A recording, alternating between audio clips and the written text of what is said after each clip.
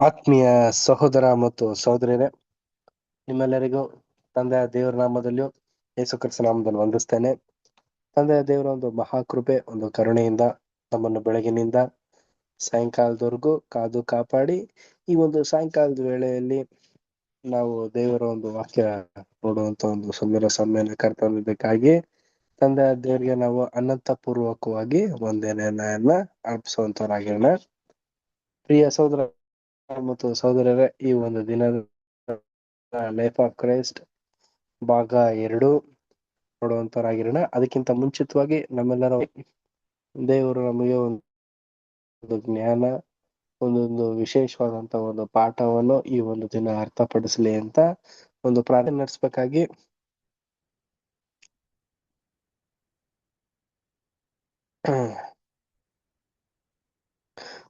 Divya sister ಒಂದು opening prayer ಮಾಡ್ತೀರಾ? Divya Joseph. Thank you sister.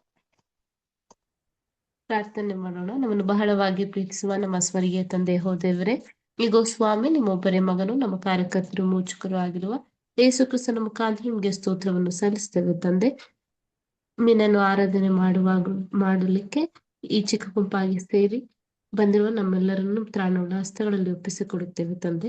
ನಿನ್ನ ವಾಕ್ಯವನ್ನು ಪ್ರಬೋಧಿಸುವ ನಿಮ್ಮ ಸೇವಕರನ್ನು ತ್ರಾಣಗಳ ಹಸ್ತಗಳಲ್ಲಿ ಒಪ್ಪಿಸಿಕೊಡುತ್ತೇನೆ ತಂದೆ.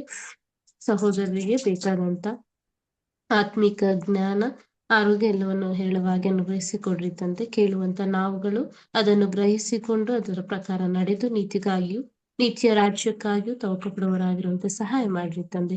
ಈ ಕೂಟಕ್ಕೆ ಯಾರ್ಯಾರು ಬರ್ಲಿಕ್ಕಿರುತ್ತಾರೋ ಅಂತವರು ತಕ್ಕ ಸಮಯಕ್ಕೆ ಬಂದು ನಿನ್ನ ಆರಾಧನೆಯಲ್ಲಿ ಪಾಲ್ಗೊಳ್ಳಲಿಕ್ಕಾಗುತ್ತೆ ಸಹಾಯ ಮಾಡಿ ತಂದೆ. ಈ ಕೂಟದ ಆದಿಯೂ ಅಂತ್ಯವೂ ನೀವಾಗಿದ್ದುಕೊಂಡು ನಮ್ಮನ್ನು ನಡೆಸಬೇಕಾಗಿ ಈ ಪುಟ್ಟ ಪ್ರಾರ್ಥನೆಯನ್ನು ಪ್ರಭುವು ರಕ್ಷಕರು ಆಗಿರುವ ಯೇಸು ಕ್ರಿಸ್ತನ ಮುಖಾಂತರ ನಿಮಗೆ ಬೇಡಿ ಹೊಂದಿದೆ ತಂದೆ. ಆಮೇನ್.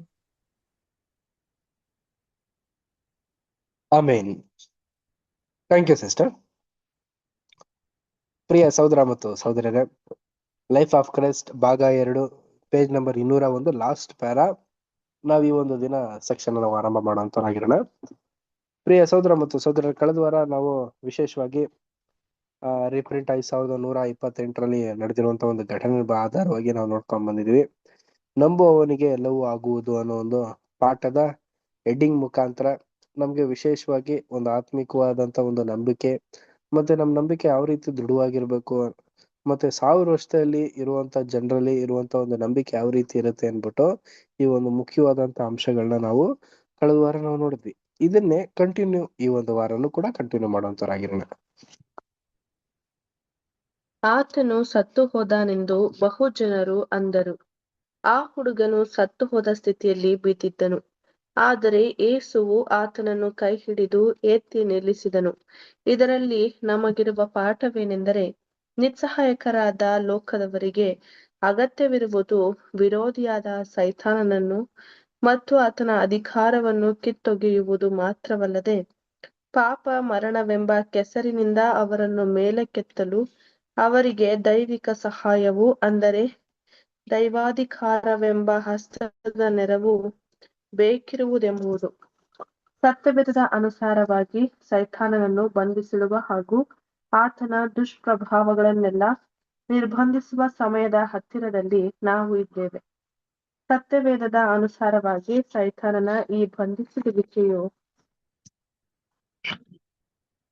ನೆರವೇರಲ್ಪಡುವುದು ಲೋಕ ಹುಟ್ಟಿತು ಮೊದಲುಗೊಂಡು ಇಂದಿನವರೆಗೂ ಸಂಭವಿಸದಂತ ಮತ್ತು ಮುಂದೆಂದೂ ಸಂಭವಿಸದ ಮಹಾ ಸಂಕಟದ ಕಾಲದಲ್ಲಿ, ಹಾಗೂ ಮಾನವ ಸಂತತಿಯು ಹೆಚ್ಚು ಕಡಿಮೆ ಮರಣದ ಸ್ಥಿತಿಯಲ್ಲಿ ಬಿಡಲ್ಪಡುವುದು. ಮಾನವರ ಗರ್ವ, ನಿರೀಕ್ಷೆ, ಆಕಾಂಕ್ಷೆಗಳು ಆ ಭಯಾನಕವಾದ ಕಾಲದಲ್ಲಿ ಕುಂದಿ ಹೋಗುವುದು. ಆದರೆ ಒಡೆಯನು ರಾಜ್ಯಾಧಿಕಾರ ಹೊಂದಿದವನಾಗಿ ಅಲ್ಲಿದ್ದು ಅವರನ್ನು ಮೇಲಕ್ಕೆತ್ತುವನು ಎಂಬುದೇ. Thank you. ಪ್ರೀತಿಯ ಸಹೋದರ ಮತ್ತು ಸಹೋದರರೇ, ಇಲ್ಲಿ ಒಂದು ವಿಶೇಷವಾದಂತ ಒಂದು ಘಟನೆ ನಡೆದಿದೆ. ಏನು ಅಂತ ನಾವು ನೋಡ್ಬೇಕಾದ್ರೆ, ಯೇಸು ಕ್ರಿಸ್ತನ ಒಂದು ಪ್ರಿಯ ಶಿಷ್ಯಂದರಾದಂತ 3 ಜನ ಶಿಷ್ಯಂದಿರನ್ನ ಬೆಟ್ಟದ ಮೇಲ್ಗಡೆ ಕರ್ಕೊಂಡು ಹೋದಾಗ ಅವರು ಒಂದು ವಿಶೇಷವಾದಂತ ಒಂದು ದರ್ಶನನ ತೋರಿಸಿದ್ದನ್ನೆಲ್ಲ ನೋಡಿ ತಕ್ಷಣ ಏನಾಗಿದ್ದಾರೆ ಅಂತಂದ್ರೆ ಕೆಳಗ್ ಬಂದಿದ್ದಾರೆ. ಅಲ್ಲಿ ಏನಾಗಿದೆ ಅಂತಂದ್ರೆ ಒಬ್ಬ ಮೂಕ ದೆವ್ವ ಒಂದು ಹುಡುಗನ ಹಿಡಿದ್ಬಿಟ್ಟಿದೆ. ಇದನ್ನ ಶಿಷ್ಯಂದಿರು ಹಲವಾರು ಪ್ರಯತ್ನ ಪಟ್ಟಿದ್ದಾರೆ ಓಡ್ಸೋದಕ್ಕೆ ಮತ್ತೆ ಅವನಿಗೆ ಗುಣಪಡಿಸೋದಕ್ಕೆ, ಆದ್ರೆ ಆಗ್ಲಿಲ್ಲ. ಯೇಸು ಕ್ರಿಸ್ತರು ಬಂದ ತಕ್ಷಣ ಎಲ್ಲಾ ರೀತಿಯಲ್ಲೂ ಕಂಟ್ರೋಲ್ ತಗೊಂಡು ಗದರಿಸಿದ ತಕ್ಷಣನೇ ಆ ಒಂದ್ ಹುಡುಗ ಏನಾಗ್ಬಿಟ್ಟಿದ್ದಾನೆ ಅಂತಂದ್ರೆ ಬಿದೋಗ್ಬಿಟ್ಟಿದ್ದಾನೆ. ಆಗ ಏನಾಗಿದೆ, ನೋಡಿದ ಜನರೆಲ್ಲ ಓ ಏನಪ್ಪಾ ಇವನು ಸತ್ತೋಗಿದ್ದಾನೇನೋ ನೋಡ್ರು ಅನ್ನೋ ರೀತಿಯಲ್ಲಿ ಇತ್ತು. ಪ್ರಿಯ ಸಹೋದರ ಮತ್ತು ಸಹೋದರರೇ, ಇದರ ಆತ್ಮಿಕವಾದಂತ ಅರ್ಥ ಏನಂದ್ರೆ ಇವನು ನಿಜವಾಗ್ಲೂ ಸತ್ತಿರೋದು ತಕ್ಷಣ ಆ ದೆವ್ವ ಬಿಟ್ಟು ಹೋದ ತಕ್ಷಣ ನಿಶಕ್ತಿಯಾಗಿ ಬಿದ್ದಿದ್ದಾನೆ. ಬಟ್ ಪ್ರಿಯ ಸಹೋದರ ಮತ್ತು ಸಹೋದರಿ, ಇದು ನಮಗೆ ಒಂದು ವಿಶೇಷವಾದಂತ ಒಂದು ಪಾಠಕ್ಕೆ ಹೋಲಿಕೆ ಮಾಡ್ತಾ ಇದ್ದಾರೆ ಪ್ರಿಯರೇ. ನೋಡಿ, ನಾವು ಕೂಡ ಈಗ ಈ ಒಂದು ಲೋಕದಿಂದ ಕ್ರಿಸ್ತನ ಒಂದು ಸ್ವರೂಪನ ಧರಿಸ್ಕೊಂಡು ಈ ಒಂದು ಲೋಕನ ನಾವು ಬಿಟ್ಟು ಹೊರಡ್ಬೇಕಾದ್ರೂ ಕೂಡ ನಮ್ಮ ಒಂದು ಶಾರೀರ ಸತ್ತಂತ ರೀತಿಯಲ್ಲಿ ಇದ್ರೇನೆ ನಾವು ಆತ್ಮಿಕವಾದಂತ ಜೀವಿತನ ಹೊಂದೋದಕ್ಕೆ ಸಾಧ್ಯ ಅನ್ನೋದಕ್ಕಿದೆ ಒಂದು ಅರ್ಥ. ಆಮೇಲೆ ಈ ಸತ್ಯವೇದನ ನಾವು ಧ್ಯಾನ ಮಾಡೋದ್ರಿಂದ, ಇದ್ರಲ್ಲಿರುವಂತ ಒಂದು ವಿಚಾರಗಳನ್ನ ನಮ್ಮ ಮನಸ್ಸಿಗೆ ನಾವು ಅಳವಡಿಸ್ಕೊಳ್ಳೋದ್ರಿಂದ ನಾವು ಸೈತಾನನನ್ನು ಎದುರಿಸುವಂತ ಒಂದು ಶಕ್ತಿನ ನಾವು ಹೊಂದುತ್ತೀವಂತೆ. ಈ ಲೋಕ ಹುಡ್ಸೋಂತ ಒಂದು ಈ ಯಾವ ತರ ಅಂತ ನಾವು ನೋಡ್ಬೇಕಾದ್ರೆ, ಈ ಲೋಕದಲ್ಲಿ ಒಳ್ಳೆ ಮಹಾ ಸಂಕಟ ಕಾಲಗಳೆಲ್ಲ ಇದೆ ಪ್ರಿಯ ಸಹೋದರ ಮತ್ತು ಸಹೋದರರೇ.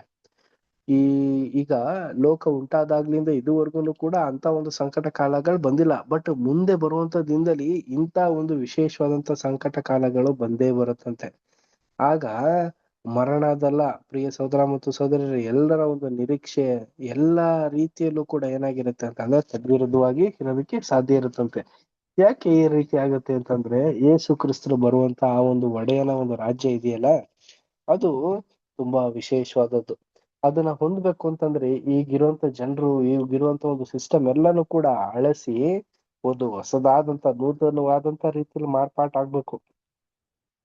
ಆದ್ರಿಂದ ದೇವ್ರು ಇಂತ ಒಂದು ಸಂಕಷ್ಟಕರವಾದಂತ ಒಂದು ಸನ್ನಿವೇಶನ ಆಗ್ತಾರಂತೆ. ಹಾಗೇನೆ ಎಲ್ರು ಲೋಕದವರು ಎಲ್ರು ಕೂಡ ಈ ಒಂದು ತಾಳಕ್ಕಾಗ್ದಿರೋಂತ ಒಂದು ಸಂಕಷ್ಟನ ಎದುರಿಸಕ್ ಆಗ್ದಿರೋಂತ ಒಂದು ಸಂಕಷ್ಟನ ಅವರು ಕೊಂದೋಗೋ ಸಂದರ್ಭದಲ್ಲೇನೆ ಏನ್ ಮಾಡ್ತಾರೆ ಅಂದ್ರೆ ದೇವರಾಜನ ಒಂದು ಸಲೀಸಾಗಿ ಸ್ಥಾಪನೆ ಮಾಡಿ ಒಂದು ಒಳ್ಳೆ ರೀತಿಯಲ್ಲಿ ಅವ್ರಿಗೆ ರೆಪ್ರೆಸೆಂಟ್ ಅಂದ್ರೆ ಕೊಡ್ತಾರೆ. ನೆಕ್ಸ್ಟ್ ಪ್ಯಾರಾ ರೀಡ್ ಮಾಡೋಣ. Next para Divya sister read ಮಾಡಿ. ಮೆಸ್ಸಿಯನ ರಾಜ್ಯವು ವಿರೋಧಿಯಾದ ಸೈತಾನನನ್ನು ಬಂಧಿಸಿಟ್ಟು ಅವನು ಮಾನವ ಸಂತತಿಯಲ್ಲಿ ಮತ್ತೆ ನುಸುಳಿ ಅವರ ವ್ಯವಹಾರಗಳಲ್ಲಿ ಮಧ್ಯ ಪ್ರವೇಶಿಸಿದ ಹಾಗೆ ನಿಷೇಧಿಸುವುದು ಮಾತ್ರವಲ್ಲದೆ ಆ ರಾಜ್ಯದಲ್ಲಿನ ಅಧಿಕಾರದ ಮೂಲಕವಾಗಿ ಆ 1000 ವರ್ಷಗಳಲ್ಲಿ ಪರಿಪೂರ್ಣತೆಯಿಂದ ಬಿದ್ದು ಹೋಗಿ ದುರಾವಸ್ಥೆಯಲ್ಲಿರುವ ನಮ್ಮ ಸಂತತಿಯನ್ನು ಹಂತ ಹಂತವಾಗಿ ಪೂರ್ಣವಾದ ರೀತಿಯಲ್ಲಿ ಅವಿಧೇಯನಾಗುವುದಕ್ಕೆ ಮೊದಲು ಆದಾಮನಲ್ಲಿದ್ದ ದೈವಿಕ ಗುಣಮಟ್ಟವನ್ನು ತಲುಪುವವರೆಗೂ ಅವರನ್ನು ಎತ್ತುತ್ತಾ ಬರಲಾಗುವುದು. ಆದಾಮನು ಈ ಪರಿಪೂರ್ಣತೆಯ ಮೂಲ ಸ್ಥಿತಿಯಿಂದ ಅವಿಧೇಯನಾಗುವುದರ ಮೂಲಕವಾಗಿ ಬಿದ್ದು ಹೋಗಿದ್ದನು. ಅಲ್ಲದೆ ಯೇಸುವು ಕಲ್ವಾರಿಯಲ್ಲಿ ನೆರವೇರಿಸಿದ ಯಜ್ಞಾರ್ಪಣೆಯ ಫಲದ ಮೂಲಕವಾಗಿ ಆ ಮೂಲ ಸ್ಥಿತಿಗೆ ಹಿಂದಿರುಗುವುದನ್ನು ಸಂಪಾದಿಸಿಕೊಳ್ಳಲಾಗುವುದು. Thank you brother. Thank you sister. ಪ್ರಿಯ ಸಹೋದರ ಮತ್ತು ಸಹೋದರರೇ, ಮೆಸ್ಸಿಯನ ರಾಜ ಅಂದ್ರೆ ಏನು? ಪ್ರಿಯ ಸಹೋದರ ಮತ್ತು ಸಹೋದರರೇ, ಈಗೆಲ್ಲ ಇದೆಯಲ್ಲ, ಸೈತಾನು ನುಸುಳಿ ಮನುಷ್ಯರನ್ನ ತುಂಬಾ ಅಲ್ಲೋಲ ಕಲ್ಲೋಲ, ತುಂಬಾ ಅಸಹ್ಯವಾದಂತ ರೀತಿಯಲ್ಲಿ ಮನುಷ್ಯನ ಒಂದು ಆಲೋಚನೆಯನ್ನ ನಿಲ್ಲಿಸ್ತಾ ಇದ್ದಾನೆ ಪ್ರಿಯರೇ. ಆದ್ರೆ 1000 ವರ್ಷದಲ್ಲಿ ಈ ರೀತಿ ಇರುತ್ತಾ? ಇಲ್ಲ ರೀ, ಖಂಡಿತವಾಗ್ಲೂ ಸೈತಾನ ಒಂದು ನುಸುಳುವಿಕೆನೆ ಅನ್ನೋದೇ ಇರೋದಿಲ್ವಂತೆ. ಸೈತಾನನ ಒಂದು ತಂತ್ರೋಪಾದಾಯಕ, ಸೈತಾನನ ಒಂದು ಆಲೋಚನೆ, ಸೈತಾನನ ಒಂದು ದೃಷ್ಟಿಕೋನ 1000 ವರ್ಷದಲ್ಲಿ ಖಂಡಿತವಾಗ್ಲೂ ಇರೋದಿಲ್ಲ. ಯಾಕೆ ಈ ತರ ದೇವ್ರ ಮಾಡ್ತಾ ಇದಾರೆ? ಪ್ರಿಯ ಸಹೋದರ ಮತ್ತು ಸಹೋದರರೇ, ಈಗ ಮನುಷ್ಯನಿಗೆ ಒಂದು ಪಾಠ ಕಲಿಯೋದಕ್ಕೋಸ್ಕರ, ಅನುಭವನ ಹೊಂದೋದಕ್ಕೋಸ್ಕರ ಸೈತಾನನಿಂದ ಎಷ್ಟು ಪ್ರಯೋಗ ನಡೀತಾ ಇದೆ ಲೋಕದಲ್ಲಿ. ಸೈತಾನನಿಂದ ಮನುಷ್ಯನಿಗೆ ಎಷ್ಟು ಅಪ್ರಯೋಜನಕರವಾದಂತ ರೀತಿಯಲ್ಲಿ ನಡೀತಾ ಇದೆ ಅನ್ನೋ ಒಂದು ಜ್ಞಾನನ ಮನುಷ್ಯರಿಗೆ ಬರ್ಸೋದಕ್ಕೋಸ್ಕರ ದೇವ್ರು ಈ ರೀತಿ ಏರ್ಪಾಟ್ ಮಾಡಿದ್ದಾರೆ ಪ್ರಿಯರ. ಸೊ ಆಗಿರೋದ್ರಿಂದ ನಮ್ಗೆ ಇದ್ರಲ್ಲಿ ಪಾಠ ಇದೆ. ಆದಾಮ ಏನ್ ಮಾಡ್ಬಿಟ್ಟ ಅಂತಂದ್ರೆ ಈ ಒಂದು ಸ್ಟೇಜ್ ಅಲ್ಲಿ ಬಿದ್ದೋದ್ರು ಪ್ರಿಯರೇ. ಆದಾಮು ಏನ್ ಮಾಡ್ಕೊಂಡ್ರು ಅಂತಂದ್ರೆ ಸೈತಾನನ ಒಂದು ಸೆಳುವಿಕೆಯಿಂದ ಏನ್ ಮಾಡ್ಬಿಟ್ರು, ಬಿದ್ದೋದ್ರು. ಆದ್ರೆ ನಾವಾದ್ರೂ ಆ ಒಂದು ಚಿಕ್ಕ ಹಿಂಡಾದ್ರೂ ಬಿದ್ದೆ ಎದ್ದು ಲೋಕದಲ್ಲಿರುವಂತ ಎಲ್ರಿಗೂ ಪುನರುತ್ಥಾನ ಆದ ನಂತರ ಅವ್ರಿಗೂ ಕೂಡ ಒಂದು ಮಾರ್ಗಸೂಚಕನ ತೋರ್ಸೋದೇ ದೇವರ ಒಂದು ಆಸೆ ಮತ್ತೆ ಒಂದು ಹಂಬಲ ಆಗಿದೆ ಅಂತ ನಾವು ನೋಡ್ತಾ ಇದೀವಿ. ನೆಕ್ಸ್ಟ್ ಪ್ಯಾರ ಓದ್ಲಾ ಬ್ರದರ್? ಓದಿ brother. ಶಿಷ್ಯರು ತಾವು ಏಕೆ ದೆವ್ವವನ್ನು ಬಿಡಿಸಲಾಗಲಿಲ್ಲವೆಂದು ಯೇಸುವನ್ನು ಕೇಳಿದ್ದರು. ಹೀಗೆಯೇ ದೇವಜನರು ಸೈತಾನನನ್ನು ಮತ್ತು ಪಾಪವನ್ನು ಅವುಗಳ ದುಷ್ಟ ಆಳ್ವಿಕೆಯನ್ನು ವಿರೋಧಿಸುವಲ್ಲಿ ತಾವು ಈಗ ಮಾಡುವುದಕ್ಕಿಂತಲೂ ಹೆಚ್ಚಿನದನ್ನು ಏಕೆ ಮಾಡಲು ಸಾಧ್ಯವಾಗುತ್ತಿಲ್ಲವೆಂದು ಒಂದು ಸಮಯ ತಮ್ಮನ್ನು ತಾವು ಕೇಳಿಕೊಳ್ಳಬಹುದು. ಯೇಸುವು ನೀಡಿದ ಉತ್ತರವು ಅಲ್ಲಿ ಅನ್ವಯವಾಗಿದ್ದಂತೆ ಇಲ್ಲಿಯೂ ಅನ್ವಯವಾಗುವುದು. ಈ ಈ ಜಾತಿಯು ದೇವರ ಪ್ರಾರ್ಥನೆ ಮತ್ತು ಉಪವಾಸದಿಂದಲೇ ಹೊರತು ಬೇರೆ ಯಾತರಿಂದಲೂ ಬಿಟ್ಟು ಹೋಗುವುದಿಲ್ಲವೆಂದು ಅವರಿಗೆ ಹೇಳಿದನು. ನಿಸ್ಸಂದೇಹವಾಗಿ ದೇವಜನರು ಯಾವಾಗಲೂ ಕರ್ತನಲ್ಲಿ ಪೂರ್ಣವಾದ ನಂಬಿಕೆಯನ್ನು ತೋರ್ಪಡಿಸಿ ಹೆಚ್ಚು ಆತ್ಮಿಕವಾಗಿ ಜೀವಿಸುವವರಾಗಿ ಶಾರೀರಿಕವಾಗಿ ಕಡಿಮೆಯಾಗಿದ್ದಲ್ಲಿ ಅವರು ಪಾಪ ಮತ್ತು ಸೈತಾನನ ವಿರುದ್ಧವಾಗಿ ಹೋರಾಡುವಲ್ಲಿ ಮತ್ತು ಇತರರು ಪಾಪದ ಅಧಿಕಾರದಿಂದ ಹೊರಬರಲು ಅವರಿಗೆ ಸಹಾಯ ಮಾಡುವಲ್ಲಿ ಇನ್ನೂ ಹೆಚ್ಚಾದದನ್ನು ಸಾಧಿಸಬಹುದು.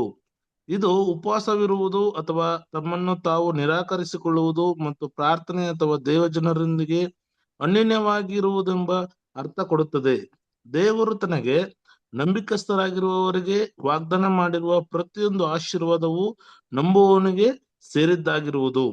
ಆದರೂ ಯೇಸು ಇದಕ್ಕೆ ವಿರೋಧಿಸಿರುವ ಷರತ್ತುಗಳು ನಮಗೆ ಬೇರೊಂದೆಡೆ ನೀಡಲಾಗಿರುವುದು. ನೀವು ನನ್ನಲ್ಲಿಯೂ ನನ್ನ ವಾಕ್ಯಗಳು ನಿಮ್ಮಲ್ಲಿಯೂ ನೆಲೆಗೊಂಡಿದ್ದರೆ ಏನು ಬೇಕಾದರೂ ಬೇಡಿಕೊಳ್ಳಿರಿ, ಅದು ನಿಮಗೆ ದೊರೆಯುವುದು. Thank you brother. ಬ್ರದರ್ ಇನ್ನು ಮುಂದಕ್ಕೆ ಪ್ರಿಯ ಓದ್ಬೇಕು. ಸಹೋದರ ಮತ್ತು ಸಹೋದರರೇ, ಪಾಠದ ಸಾಕು ಬ್ರದರ್, ಸಾಕು. ಪ್ರಿಯ ಸಹೋದರ ಮತ್ತು ಸಹೋದರರೇ, ಪಾಠದ ಒಂದು ಅಂತ್ಯ ಭಾಗಕ್ಕೆ ನಾವು ಬಂದಿದ್ದೀವಿ. ನೋಡಿ, ನಂಬುವವನಿಗೆ ಎಲ್ಲವೂ ಆಗುವುದು ಅಂತ ನಾವು ನೋಡ್ಬೇಕಾದ್ರೆ ಪ್ರಿಯರೇ, ಯಾಕೆ ಇಲ್ಲಿ ನಂಬಿಕೆ ಒಂದು ವಿಚಾರದಲ್ಲಿ ಶಿಷ್ಯಂದಿರು ಎಡವಿ ಬಿದ್ರು ಅಂತಂದ್ರೆ, ಪ್ರಿಯ ಸಹೋದರ ಮತ್ತು ಸಹೋದರರೇ, ನಮಗೆ ವಾಕ್ಯ ನಮಗೆ ಉತ್ತರ ಕೊಡ್ತಾ ಇದೆ. ಅವರ ಒಂದು ವಾಕ್ಯ ನಮ್ಮಲ್ಲಿ ನೆಲೆಗೊಂಡಿದ್ರೆ ನಾವು ಏನ್ ಕೇಳ್ಕೊಂಡ್ರು ಕೂಡ ನೆರವೇರುತ್ತೆ. ಅಂದ್ರೆ ಏನಂದ್ರೆ, ದೇವರ ಒಂದು ಆಜ್ಞೆನ ಕೇಳಿ ಕೈಗೊಂಡು ನಡೆದು ಅದ್ರ ಪ್ರಕಾರ ದೇವ್ರಿಗೆ ಮಹಿಮೆ ತರೋ ರೀತಿಯಲ್ಲಿ ನಡ್ಕೊಳ್ಳೋದಿದೆಯಲ್ಲ, ಇದೇ ಪ್ರಿಯ ಸಹೋದರ ಮತ್ತು ಸಹೋದರ ಉಪವಾಸ. ಅದು ದಿನವೂ ನಾವು ದೇವರ ಒಂದು ಜ್ಞಾನದಲ್ಲಿ, ದೇವರ ಒಂದು ಲಾಸ್ ಅಂಡರ್ ಅಲ್ಲಿ ನಾವು ನಡೆಯೋದಿದೆಯಲ್ಲ, ಅದೇ ಅನುದಿನದ ಒಂದು ಪ್ರಾರ್ಥನೆ ಪ್ರಿಯರೇ. ನಾವ್ ಎಡಕ್ಕಾಗ್ಲಿ ಬಲಕ್ಕಾಗ್ಲಿ ಒಂದು ಲೌಕಿಕವಾಗಿ ಜೀವಿಸ್ತೆ ಒಂದು ಸತ್ಯ ತಕ್ಕಂತೆ ಆತ್ಮಿಕವಾದಂತ ರೀತಿಯಲ್ಲಿ ಎಷ್ಟೇ ಶೋಧನೆ ಬಂದ್ರು ನಾವು ನಡೀತಿದಿಲ್ಲ, ಇದೇ ಪ್ರಿಯ ಸಹೋದರ ಮತ್ತು ಸಹೋದರರ ಎಡಬಿಡದ ಪ್ರಾರ್ಥನೆ ರೀ. ಇದನ್ನೇ ಯೇಸು ಕ್ರಿಸ್ತರು ಒಂದು ಅರ್ಥಪೂರ್ವಕವಾಗಿ ನಮ್ಗೆ ಇಲ್ಲಿ ತಿಳಿಸ್ತಾ ಇರೋದು. ಸುಮ್ನೆ ಪ್ರಾರ್ಥನೆ ಮಾಡ್ಬಿಡೋದು, ಸುಮ್ನೆ ಆಹಾರನ ಸೇವನೆ ಮಾಡ್ತಿರೋದು ಯಾರಿಗ್ ಪ್ರಾಬ್ಲಮ್? ನಮಗೆ ಪ್ರಾಬ್ಲಮ್ ಪ್ರಿಯ ಸಹೋದರ ಮತ್ತು ಸಹೋದರರ. ಒಂದು ಉಪವಾಸ ಅನ್ನೋದು, ಒಂದು ಪ್ರಾರ್ಥನೆ ಅನ್ನೋದು ಯಾವ ರೀತಿ ಇರ್ಬೇಕು ಅಂತಂದ್ರೆ, ವಾಕ್ಯದ ಪ್ರಕಾರ ನಡೆಯೋದೇ ಒಂದು ಉಪವಾಸ. ಅದೇ ರೀತಿಯಾಗಿ ಪ್ರಾರ್ಥನೆ ಅಂದ್ರೇನು ಪ್ರಿಯ ಸಹೋದರ ಮತ್ತು ಸಹೋದರ, ಆಜ್ಞೆಗಳನ್ನ ಕೈಗೊಂಡು ನಡೆಯೋದೇ ಒಂದು ಪ್ರಾರ್ಥನೆ ರೀ. ಅದು ಬಿಟ್ಟು ನಾವು ಹೇಳಿದ್ದೇ ಹೇಳ್ಕೊಂಡು ದೇವರ ಒಂದು ವಾಕ್ಯದ ಮೇಲೆ ನಾವು ಅಪನಂಬಿಕೆನ ಮಾಡೋದಲ್ಲ. ಸೊ ಹಾಗಿರ್ಬೇಕಾದ್ರೆ ನಮ್ ನಂಬಿಕೆ ಯಾವ ರೀತಿ ಇರ್ಬೇಕು ಅಂದ್ರೆ, ದೇವರ ವಾಕ್ಯನ ಕೈಗೊಂಡು ನಡೆಯೋ ರೀತಿಯಲ್ಲಿ ಇರ್ಬೇಕು. ಆ ವಾಕ್ಯದ ಪ್ರಕಾರ ನಾವು ಗೌರವನ ದೇವ್ರಿಗೆ ಸಮರ್ಪಣೆ ಮಾಡ್ಬೇಕು. ಸೊ ಈಗ ನಾವು ಬೇರೆ ಇನ್ನೊಂದು ವಿಶೇಷವಾದಂತ ಒಂದು ಘಟನೆ, ಆ ಒಂದು ಪಾಠನ ನೋಡೋಣ. ಅದಕ್ಕಿಂತ ಮುಂಚಿತವಾಗಿ ಈ ಒಂದು ಘಟನೆ ಗಲಿಲಾಯ ಕೆಫರ್ನೌಮಿನಲ್ಲಿ ನಡೆದಿರುವಂತ ಒಂದು ಘಟನೆ. ಇದು ಮತ್ತಾಯ, ಮಾರ್ಕ, ಲೂಕಾದ್ರಲ್ಲಿ ಮತ್ತೆ ತುಂಬಾ ಹಲವಾರು ಸಂಗತಿಗಳನ್ನ ಇಲ್ಲಿ ತಿಳಿಸಿದ್ದಾರೆ. ಇದನ್ನೆಲ್ಲ ವಾಕ್ಯನ ಇದನ್ನ ನಾವು ಓದ್ಬಿಡೋಣ ಪ್ರಿಯರೇ. ಆ ನಂತರ ಇದಕ್ಕೆ ಸಂಬಂಧಪಟ್ಟಂತ ಒಂದು ಪಾಠ ರೀಪ್ರಿಂಟ್ 2660 ಬರೆದಿರುವಂತ ಒಂದು ಪಾಠನ ನಾವು ನೋಡೋಣ. ಮೊದಲನೇದಾಗಿ ಇವತ್ತು ಬೈಬಲ್ ತೆಗೆದು ಹಲವಾರು ಘಟನೆಗಳನ್ನ ನಾವು ಓದ್ಬಿಡೋಣ. ಈ ಒಂದು ಘಟನೆಯನ್ನ ಮತ್ತಾಯ, ಮಾರ್ಕ, ಲೂಕ ಯಾವ ರೀತಿ ಮಾಡಿದ್ದಾರೆ ಅಂದ್ಬಿಟ್ಟು ಬೈಬಲ್ ಮುಖಾಂತರ ನೋಡೋಣ.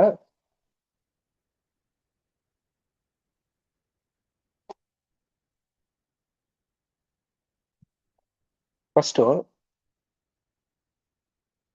ಯೇಸು ಕ್ರಿಸ್ತರು ತನ್ನ 32ನೇ ವಯಸ್ಸಿನಲ್ಲಿ ಗಲಿಲಾಯದಲ್ಲಿ ಇರ್ಬೇಕಾದ್ರೆ ಅವರ ಒಂದು ಮರಣ ಮತ್ತೆ ಪುನರುತ್ಥಾನದ ಬಗ್ಗೆ ತಿಳಿಸಿರುವಂತ ಒಂದು ಘಟನೆ ಇದು. ಮತ್ತಾಯ, ಮಾರ್ಕ, ಲೂಕಾದಲ್ಲಿ ಬರ್ದಿದ್ದಾರೆ. ಈ ಘಟನೆನ ವಾಕ್ಯದ ಮುಖಾಂತರ ನಾವು ನೋಡೋಣ. ಮತ್ತಾಯ 17ನೇ ಅಧ್ಯಾಯ 22ನೇ ವಚನದಿಂದ ಓದಿ. ಇದು ಯಾರ ಬಳಿ ಟೆಕ್ಸ್ಟ್ ಬೈಬಲ್ ಇದೆ ತೆಗೆದು ಓದ್ಬೇಕು ಈಗ, ಬೇಗ ಬೇಗ, ವಾಕ್ಯಗಳು ಜಾಸ್ತಿ ಇದೆ. ಅವರು ಗಲಿಲಾಯದಲ್ಲಿ ಗುಂಪು ಗುಂಪಾಗಿ ಕೂಡುತ್ತಿರುವಾಗ ಯೇಸು ಅವರಿಗೆ, ಮನುಷ್ಯಕುಮಾರನು ಮನುಷ್ಯರ ಕೈಗೆ ಒಪ್ಪಿಸಲ್ಪಡುವನು, ಅವರು ಆತನನ್ನು ಕೊಲ್ಲುವರು, ಸತ್ತು 3ನೇ ದಿನದಲ್ಲಿ ಆತನು ಜೀವಿತನಾಗಿ ಎಬ್ಬಿಸಲ್ಪಡುವನು ಎಂದು ಹೇಳಿದನು. ಅದನ್ನು ಕೇಳಿ ಅವರು ಬಹಳ ದುಃಖಪಟ್ಟರು. ಅವರು ಕಪೆರ್ನೌಮಿಗೆ ಬಂದಾಗ ದೇವಾಲಯಕ್ಕೆ ತೆರಿಗೆಯನ್ನು ಎತ್ತುವವರು ಪೇತ್ರನ ಬಳಿ ಬಂದು, ಸಾಕು ಬ್ರದರ್, ಮೋಹನ್ ಬ್ರದರ್, ಸಾಕು brother, thank you. Brother. So ಪ್ರಿಯ ಸಹೋದರ ಮತ್ತು ಸಹೋದರರೇ, ಯೇಸು ಕ್ರಿಸ್ತರು ಏನ್ ಮಾಡ್ತಾ ಇದಾರೆ ಅಂತ ತನ್ನ ಒಂದು ಸಾವಿನ ಒಂದು ವಿಚಾರದ ಬಗ್ಗೆ ಎಲ್ಲರ ಹತ್ರ ಇಲ್ಲಿ ಹೇಳ್ತಾ ಇದಾರೆ. ಹೇಳ್ ತಕ್ಷಣನೇ ಸ್ವಲ್ಪ ಜನ ಏನಾಗಿದ್ದಾರೆ, ದುಃಖಿತರಾಗಿದ್ದಾರೆ. ಯೇಸು ಕ್ರಿಸ್ತನ ನಾವು ಕಳ್ಕೊಂತಾ ಇದೀವಿ ಏನೋ ಒಂದು ದುಃಖದಲ್ಲಿದ್ದಾರೆ. ಇದು ಮತ್ತ ಇದ್ರಲ್ಲಿ ತಿಳಿಸಿದ್ರೆ ಇದೇ ಒಂದು ಘಟನೆಯನ್ನ ಮಾರ್ಕ್ ನಲ್ಲೂ ಕೂಡ ಹೇಳಿದ್ದಾರೆ ಪ್ರಿಯರೇ. 2ನೇ ವಾಕ್ಯ ಇರೋದು ಮಾರ್ಕ್ 9ನೇ ಅಧ್ಯಾಯ 30ನೇ ವಚನ ಓದಿ.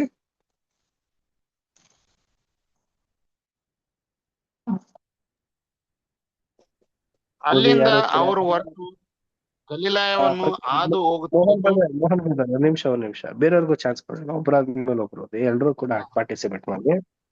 ಅಲ್ಲಿಂದ ಅವರು ಹೊರಟು ಓದ್ಲಾ ಬ್ರದರ್?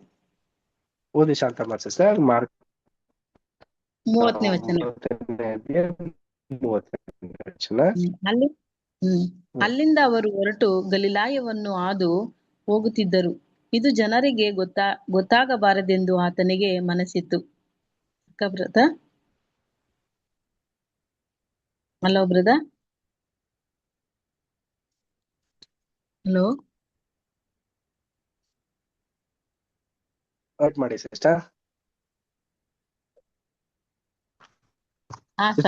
ಫುಲ್ ಕಂಪ್ಲೀಟ್ ಮಾಡಿ. ಆತನಿಗೆ ಮನಸ್ಸಿತ್ತು, ಯಾಕಂದ್ರೆ 30ನೇ ವಚನದಿಂದ 32ನೇ ವಚನವರೆಗೆ. ಆಯ್ತು ಬ್ರದರ್, ಓದ್ತಾ ಇದ್ದೀನಿ. ಆತನಿಗೆ ಮನಸ್ಸಿತ್ತು, ಯಾಕಂದರೆ ಆತನು ತನ್ನ ಶಿಷ್ಯರಿಗೆ ಉಪದೇಶ ಮಾಡುತ್ತಾ, ಮನುಷ್ಯಕುಮಾರನು ಜನರ ಕೈಗೆ ಒಪ್ಪಿಸಲ್ಪಡುತ್ತಾನೆ, ಅವರು ಅವನನ್ನು ಕೊಲ್ಲುವರು, ಕೊಂದ 3ನೆಯ ದಿನದ ಮೇಲೆ ಆತನು ಜೀವಿತನಾಗಿ ಎದ್ದು ಬರುವನೆಂದು ಹೇಳಿದ್ದನು. ಅವರು ಆ ಮಾತನ್ನು ಗ್ರಹಿಸಲಿಲ್ಲ, ಆದರೆ ಆತನನ್ನು ಕೇಳುವುದಕ್ಕೆ ಅಂಜಿದ್ದರು. ಬ್ರದರ್, ಮುಗಿಯಿತು. ಪ್ರಿಯ ಸಹೋದರ ಮತ್ತು ಸಹೋದರಿಯರೇ, ಥ್ಯಾಂಕ್ ಯು ಸಿಸ್ಟರ್. ನೋಡಿ, ಇಲ್ಲಿ ಮಾರ್ಕದಲ್ಲೂ ಕೂಡ ಏನ್ ಹೇಳ್ತಾ ಇದಾರೆ ಅಂದ್ರೆ, ಯೇಸು ಕ್ರಿಸ್ತರು ಮರಣ ಮತ್ತೆ ಪುನರುತ್ಥಾನದ ಬಗ್ಗೆ ಹೇಳ್ತಾ ಇದಾರೆ. ಆದ್ರೆ ಇಲ್ಲಿ ಸ್ಪಷ್ಟವಾಗಿ ನಾವು ವಾಕ್ಯನ ದೃಷ್ಟಿಸಿ ನಾವು ನೋಡ್ಬೇಕು. ಇಲ್ಲಿ ಯೂದನಿಂದನೇ ಯೇಸು ಕ್ರಿಸ್ತರು ಸಿಗಾಕೊಂಡ್ರು ಅಂತ ಅಲ್ಲ ರೀ. ಯೂದ ಒಂದು ಪಾರ್ಟ್ ಅಷ್ಟೇ. ಆ ವ್ಯಕ್ತಿ ಏನಾದ್ರು ತಿರುಗಿದ್ರೆ ಖಂಡಿತವಾಗ್ಲೂ ಬೇರೆ ರೀತಿ ಬೇಕಿಂದನೂ ದೇವರ ಒಂದು ಆಜ್ಞೆ ನೆರವೇರ್ತಿತ್ತು ಅನ್ನೋದು ಇದೇ ಒಂದು ವಾಕ್ಯ. ಅದಕ್ಕೆ ಬೈಬಲ್ನ ತೆಗೆದು ಓದಿಸ್ತಾ ಇರೋದು. ಪ್ರೀತಿಯ ಸಹೋದರ ಮತ್ತು ಸಹೋದರರು, ನೋಡಿ ಅಲ್ಲಿ ಏನ್ ಸ್ಪಷ್ಟನೆ ಕೊಡ್ತಾ ಇದ್ದಾರೆ ಅಂತಂದ್ರೆ, ಈ ಮನುಷ್ಯ ಕುಮಾರನು ಜನರ ಕೈಗೆ ಒಪ್ಪಿಸಲ್ಪಡುತ್ತಾನೆ ಅಂತ ಅನ್ಬಿಟ್ಟು ಹೇಳ್ತಾ ಇದಾರೆ. ಅಂದ್ರೆ ಏನರ್ಥ ಅಂತಂದ್ರೆ, ಯೇಸು ಕ್ರಿಸ್ತರು ಜನರ ಕೈಗೇನೆ ಹೋಗ್ತಾರೆ. ಹೆಂಗಾದ್ರೂ ಸರಿ ಹೋಗ್ತಿದ್ರು. ಒಟ್ನಲ್ಲಿ ರ್ಯಾನ್ಸಮ್ ಅನ್ನೋದು ನೆರವೇರ್ತಿತ್ತು. ಯೂದನಿಂದಲೇ ಯೇಸು ಕ್ರಿಸ್ತರು ಸಿಗಾಕೊಂಡಿದ್ದಲ್ಲ. ಇನ್ ಕೇಸಸ್ ಯೂದನೇ ಇಲ್ದೆ ಹೋಗಿದ್ರೆ ಯೇಸು ಕ್ರಿಸ್ತರು ಎಸ್ಕೇಪ್ ಆಗ್ಬಿಡ್ತಿದ್ರು ಅಂತ ಅನ್ಕೋತೀವಿ. ಇಲ್ಲ ರೀ, ಯೂದ ಇಲ್ದೆ ಇದ್ರೂ ಕೂಡ ಆ ಟೈಮ್ ಬಂದ ತಕ್ಷಣ ಯೇಸು ಕ್ರಿಸ್ತರು ಆಟೋಮೆಟಿಕ್ ಸರೆಂಡರ್ ಆಗ್ತಿದ್ರು. ಓಕೆನಾ? ಇದೊಂದು ಪಾಯಿಂಟ್. ನೆಕ್ಸ್ಟ್ ಪಾಯಿಂಟ್ ನಾವು ರೀಡ್ ಮಾಡೋಣ. Luke 9 chapter 43 verse. ಲೂಕ 9ನೇ ಅಧ್ಯಾಯ 43ನೇ ವಚನ. ಇನ್ಯಾರು ಓದ್ತೀರಾ brothers and sister? Kamalamma sister, Chitra sister. ಓದ್ತೀನಿ ಬ್ರದರ್.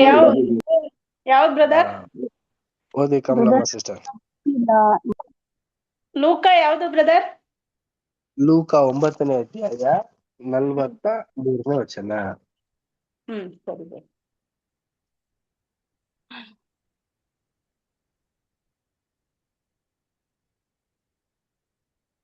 ಆಗ 12 ವರ್ಷದಿಂದ ರಕ್ತ ಕುಸುಮ ರೋಗವಿದ್ದ ಒಬ್ಬ ಹೆಂಗಸು ಬಂದಳು.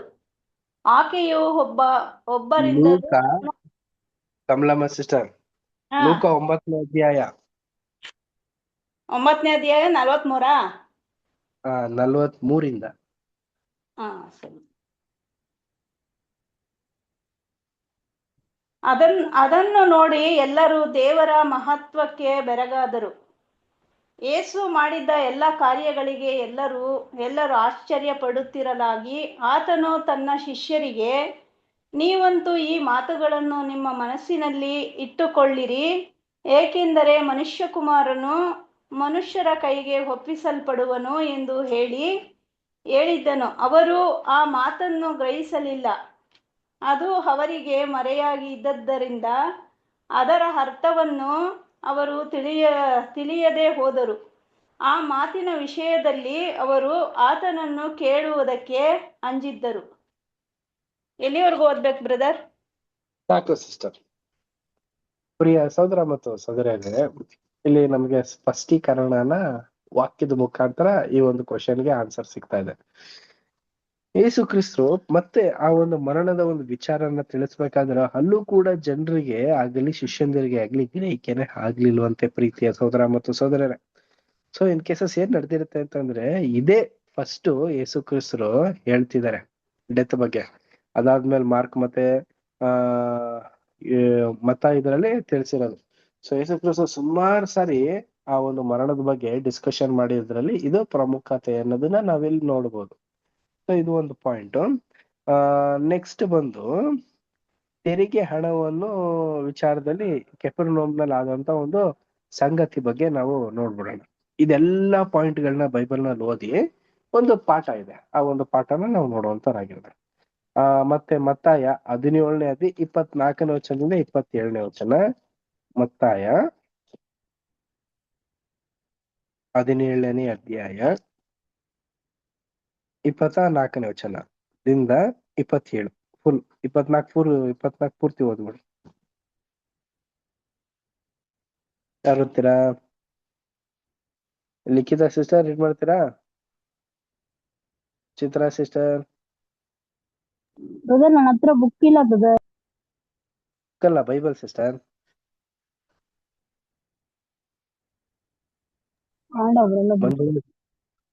Okay, Manjula sister.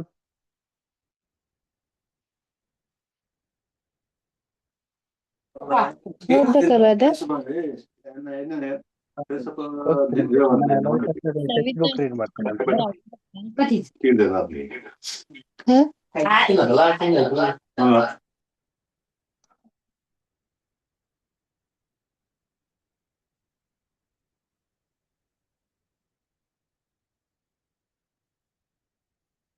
Sarojamma sister,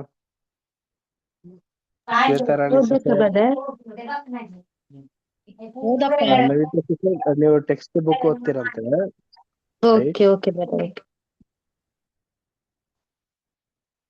ಬೇರೆ ಇನ್ಯಾರು ಬೈಬಲ್ ಇನ್ಯಾರ ಹತ್ರ ಇಲ್ವಾ? ಬೈಬಲ್ ತೆಗೆದು ಓದಿ ವಾಕ್ಯನ. ಬ್ರದರ್ ಹೇಳಿ, ಓದ್ತೀನಿ. ಎಷ್ಟನೇ ವಾಕ್ಯ ಬ್ರದರ್? ನೀವೆಲ್ಲ ಟೆಕ್ಸ್ಟ್ ಬುಕ್ ರೀಡ್ ಮಾಡ್ತಾರಂತೆ ಬ್ರದರ್. ಬೈಬಲ್ ತೆಗೆದು ಓದೋದಕ್ಕೆ ಬೈಬಲ್ ತೆಗೆದು ಓದೋರ್ಗೆ ಚಾನ್ಸ್ ಕೊಡೋಣ ಅಂತ. Manjula sister, Likhitha sister, Sarojamma sister, Reshma sister.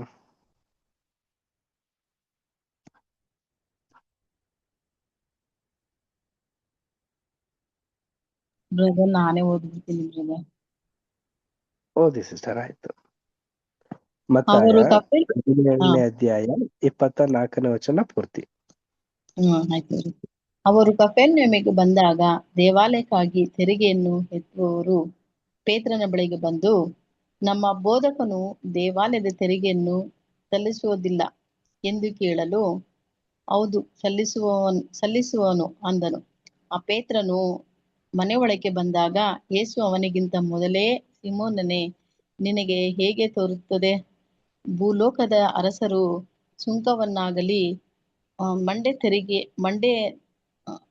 ಮಂಡೆ ತೆರಿಗೆಯನ್ನಾಗಲಿ ಯಾರಿಂದ ತೆಗೆದುಕೊಳ್ಳುತ್ತಾರೆ? ತಮ್ಮ ಮಕ್ಕಳಿಂದಲೋ ಬೇರೆಯವರಿಂದಲೋ ಎಂದು ಕೇಳಿದನು.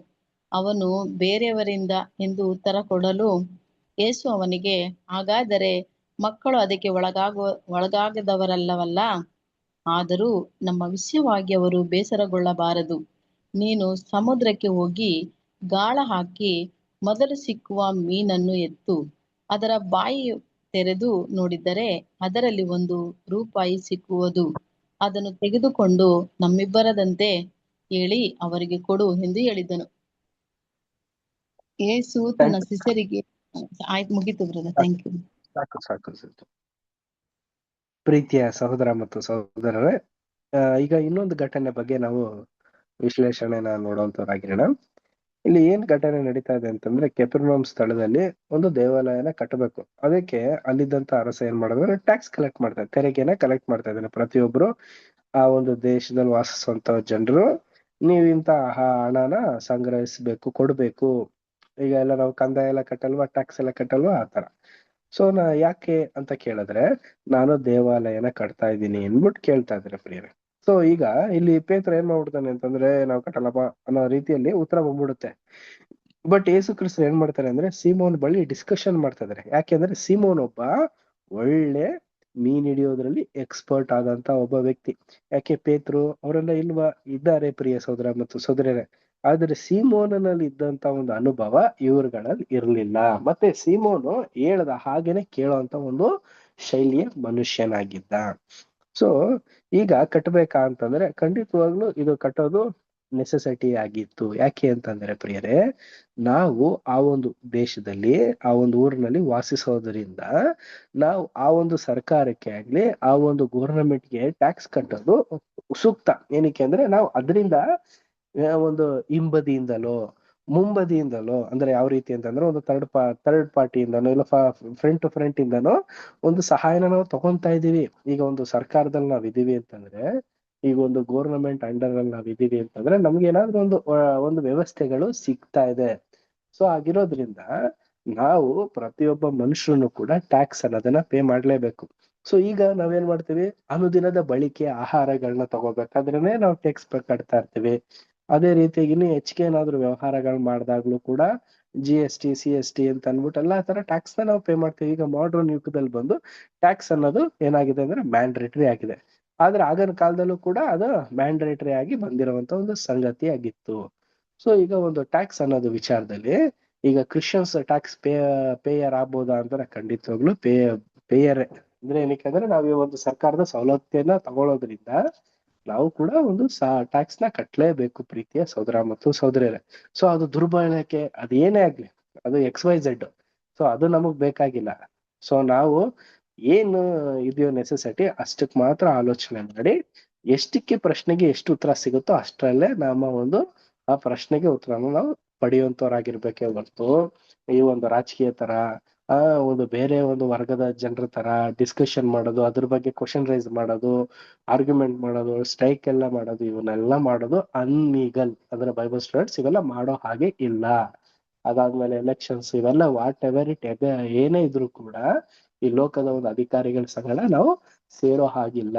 ಸೊ ನಾವು ಒಂದು ವ್ಯತ್ಯಾಸ ಜನರಾಗಿ ವ್ಯತ್ಯಾಸದ ರೀತಿಯಲ್ಲಿ ಲೋಕದಲ್ಲಿ ಒಂದು ಡಿಫ್ರೆಂಟ್ ಮನುಷ್ಯರಾಗಿ ಕಾಣಲ್ಪಟ್ಟು ದೇವರಿಗೆ ಮಹಿಮೆ ತರೋ ರೀತಿಯಲ್ಲಿ ನಾವು ನಡ್ಕೊಳ್ಳೋದು ನಮ್ಮೆಲ್ಲರ ಒಂದು ಜ್ಞಾನ.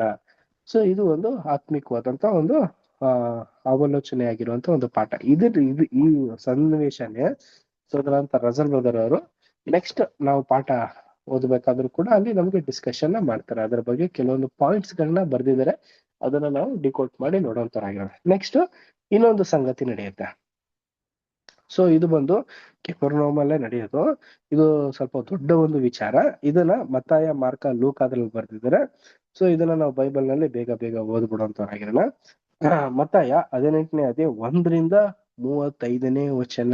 ಮತ್ತಾಯ 18ನೇ ಅಧ್ಯಾಯ 1-35. ನವಿತಾ ಸಿಸ್ಟರ್ ರೀಡ್ ಮಾಡ್ತೀರಾ? Okay brother. Thank you. ಆ ವೇಳೆಯಲ್ಲಿ ಶಿಷ್ಯರು ಯೇಸುವಿನ ಬಳಿಗೆ ಬಂದು ಪರಲೋಕ ರಾಜ್ಯದಲ್ಲಿ ಯಾವನು ಹೆಚ್ಚಿನವನು ಎಂದು ಕೇಳಲು ಆತನು ಚಿಕ್ಕ ಮಗುವನ್ನು ಹತ್ತರಕ್ಕೆ ಕರೆದು ಅವರ ನಡುವೆ ನಿಲ್ಲಿಸಿ ಅವರಿಗೆ, ನೀವು ತಿರುಗಿಕೊಂಡು ಚಿಕ್ಕ ಮಕ್ಕಳಂತೆ ಆಗದೆ ಹೋದರೆ ನೀವು ಪರಲೋಕ ರಾಜ್ಯದಲ್ಲಿ ಸೇರುವುದೇ ಇಲ್ಲವೆಂದು ನಿಮಗೆ ಸತ್ಯವಾಗಿ ಹೇಳುತ್ತೇನೆ. ಹೀಗಿರುವುದರಿಂದ ಯಾವನು ಈ ಚಿಕ್ಕ ಮಗುವಿನಂತೆ ತನ್ನನ್ನು ತಗ್ಗಿಸಿಕೊಳ್ಳುತ್ತಾನೋ ಅವನೇ ಪರಲೋಕ ರಾಜ್ಯದಲ್ಲಿ ಹೆಚ್ಚಿನವನು. ಇದಲ್ಲದೆ ಯಾವನಾದರೂ ನನ್ನ ಹೆಸರಿನಲ್ಲಿ ಇಂಥ ಒಂದು ಚಿಕ್ಕ ಮಗುವನ್ನು ಸೇರಿಸಿಕೊಂಡರೆ ನನ್ನನ್ನು ಸೇರಿಸಿಕೊಂಡ ಹಾಗಾಯಿತು. ಆದರೆ ನನ್ನಲ್ಲಿ ನಂಬಿಕೆ ಇಡುವ ಈ ಚಿಕ್ಕವರಲ್ಲಿ ಒಬ್ಬನಿಗೆ ಯಾವನಾದರೂ ಅಡ್ಡಿಯಾದರೆ ಅಂಥವನ ಕೊರಳಿಗೆ ಬೀಸುವ ಕಲ್ಲು ಕಟ್ಟಿ ಅವನನ್ನು ಆಳವಾದ ಸಮುದ್ರದಲ್ಲಿ ಮುಳುಗಿಸಿ ಬಿಡುವುದು ಅವನಿಗೆ ಹಿತವಾಗುವುದು. ತೊಡಕುಗಳು ಬರುವುದರಿಂದ ಲೋಕಕ್ಕೆ ಎಷ್ಟೋ ಕೇಡು ತೊಡಕುಗಳು ಹೇಗಾದರೂ ಬರುವವು. ಆದಾಗ್ಯೂ ಯಾವ ಮನುಷ್ಯನಿಂದ ತೊಡಕು ಬರುತ್ತದೋ ಅವನ ಗತಿಯನ್ನು ಏನು ಹೇಳಲಿ? ಹಾಗಾದರೆ ನಿನ್ನ ಕೈಯಾಗಲಿ ನಿನ್ನ ಕಾಲಾಗಲಿ ನಿನ್ನನ್ನು ಪಾಪದಲ್ಲಿ ಸಿಕ್ಕಿಸುವುದಾದರೆ ಅದನ್ನು ಕಡಿದು ಬಿಸಾಡು ಬಿಡು. ಎರಡು ಕೈ ಎರಡು ಕಾಲು ಉಳ್ಳವನಾಗಿದ್ದು ನಿತ್ಯವಾಗಿರುವ ಬೆಂಕಿಯಲ್ಲಿ ಹಾಕಿಸಿಕೊಳ್ಳುವುದಕ್ಕಿಂತ ಕೈಕಾಲು ಕಳಕೊಂಡವನಾಗಿ ಜೀವದಲ್ಲಿ ಸೇರುವುದು ನಿನಗೆ ಉತ್ತಮ. ನಿನ್ನ ಕಣ್ಣು ನಿನ್ನನ್ನು ಪಾಪದಲ್ಲಿ ಸಿಕ್ಕಿಸುವುದಾದರೆ ಅದನ್ನು ಕಿತ್ತು ಬಿಸಾಡಿಬಿಡು. ಎರಡು ಕಣ್ಣುಳ್ಳವನಾಗಿದ್ದು ಅಗ್ನಿ ನರಕದಲ್ಲಿ ಹಾಕಿಸಿಕೊಳ್ಳುವುದಕ್ಕಿಂತ ಒಂದೇ ಕಣ್ಣುಳ್ಳವನಾಗಿದ್ದು ಜೀವದಲ್ಲಿ ಸೇರುವುದು ನಿನಗೆ ಉತ್ತಮ. ಈ ಚಿಕ್ಕವರಲ್ಲಿ ಒಬ್ಬನನ್ನಾದರೂ ತಾತ್ಸಾರ ಮಾಡಬಾರದು. ನೋಡಿರಿ, ಪರಲೋಕದಲ್ಲಿ ಅವರ ದೂತರು ಪರಲೋಕದಲ್ಲಿರುವ ನನ್ನ ತಂದೆಯ ಮುಖವನ್ನು ಯಾವಾಗಲೂ ನೋಡುತ್ತಲಿದ್ದಾರೆ ಎಂದು ನಿಮಗೆ ಹೇಳುತ್ತೇನೆ. ನಿಮಗೆ ಹೇಗೆ ತೋರುತ್ತದೆ? ಒಬ್ಬ ಮನುಷ್ಯನಿಗೆ 100 ಕುರಿಗಳು ಇರಲಾಗಿ ಇವುಗಳಲ್ಲಿ ಒಂದು ತಪ್ಪಿಸಿಕೊಂಡರೆ ಅವನು 99 ಕುರಿಗಳನ್ನು ಬಿಟ್ಟು ಬೆಟ್ಟಕ್ಕೆ ಹೋಗಿ ತಪ್ಪಿಸಿಕೊಂಡದ್ದನ್ನು ಹುಡುಕುತ್ತಾನಲ್ಲವೇ? ಅದು ಸಿಕ್ಕಿದರೆ ತಪ್ಪಿಸಿಕೊಳ್ಳದೆ ಇರುವ 99 ಕುರಿಗಳಿಗಿಂತ ಆ ಒಂದಕ್ಕೋಸ್ಕರ ಹೆಚ್ಚಾಗಿ ಸಂತೋಷ ಪಡುವನೆಂದು ನಿಮಗೆ ಸತ್ಯವಾಗಿ ಹೇಳುತ್ತೇನೆ. ಹಾಗೆಯೇ ಈ ಚಿಕ್ಕವರಲ್ಲಿ ಒಬ್ಬನಾದರೂ ಕೆಟ್ಟು ಹೋಗುವುದು ಪರಲೋಕದಲ್ಲಿರುವ ನಿಮ್ಮ ತಂದೆಯ ಚಿತ್ತವಲ್ಲ. Thank you brother.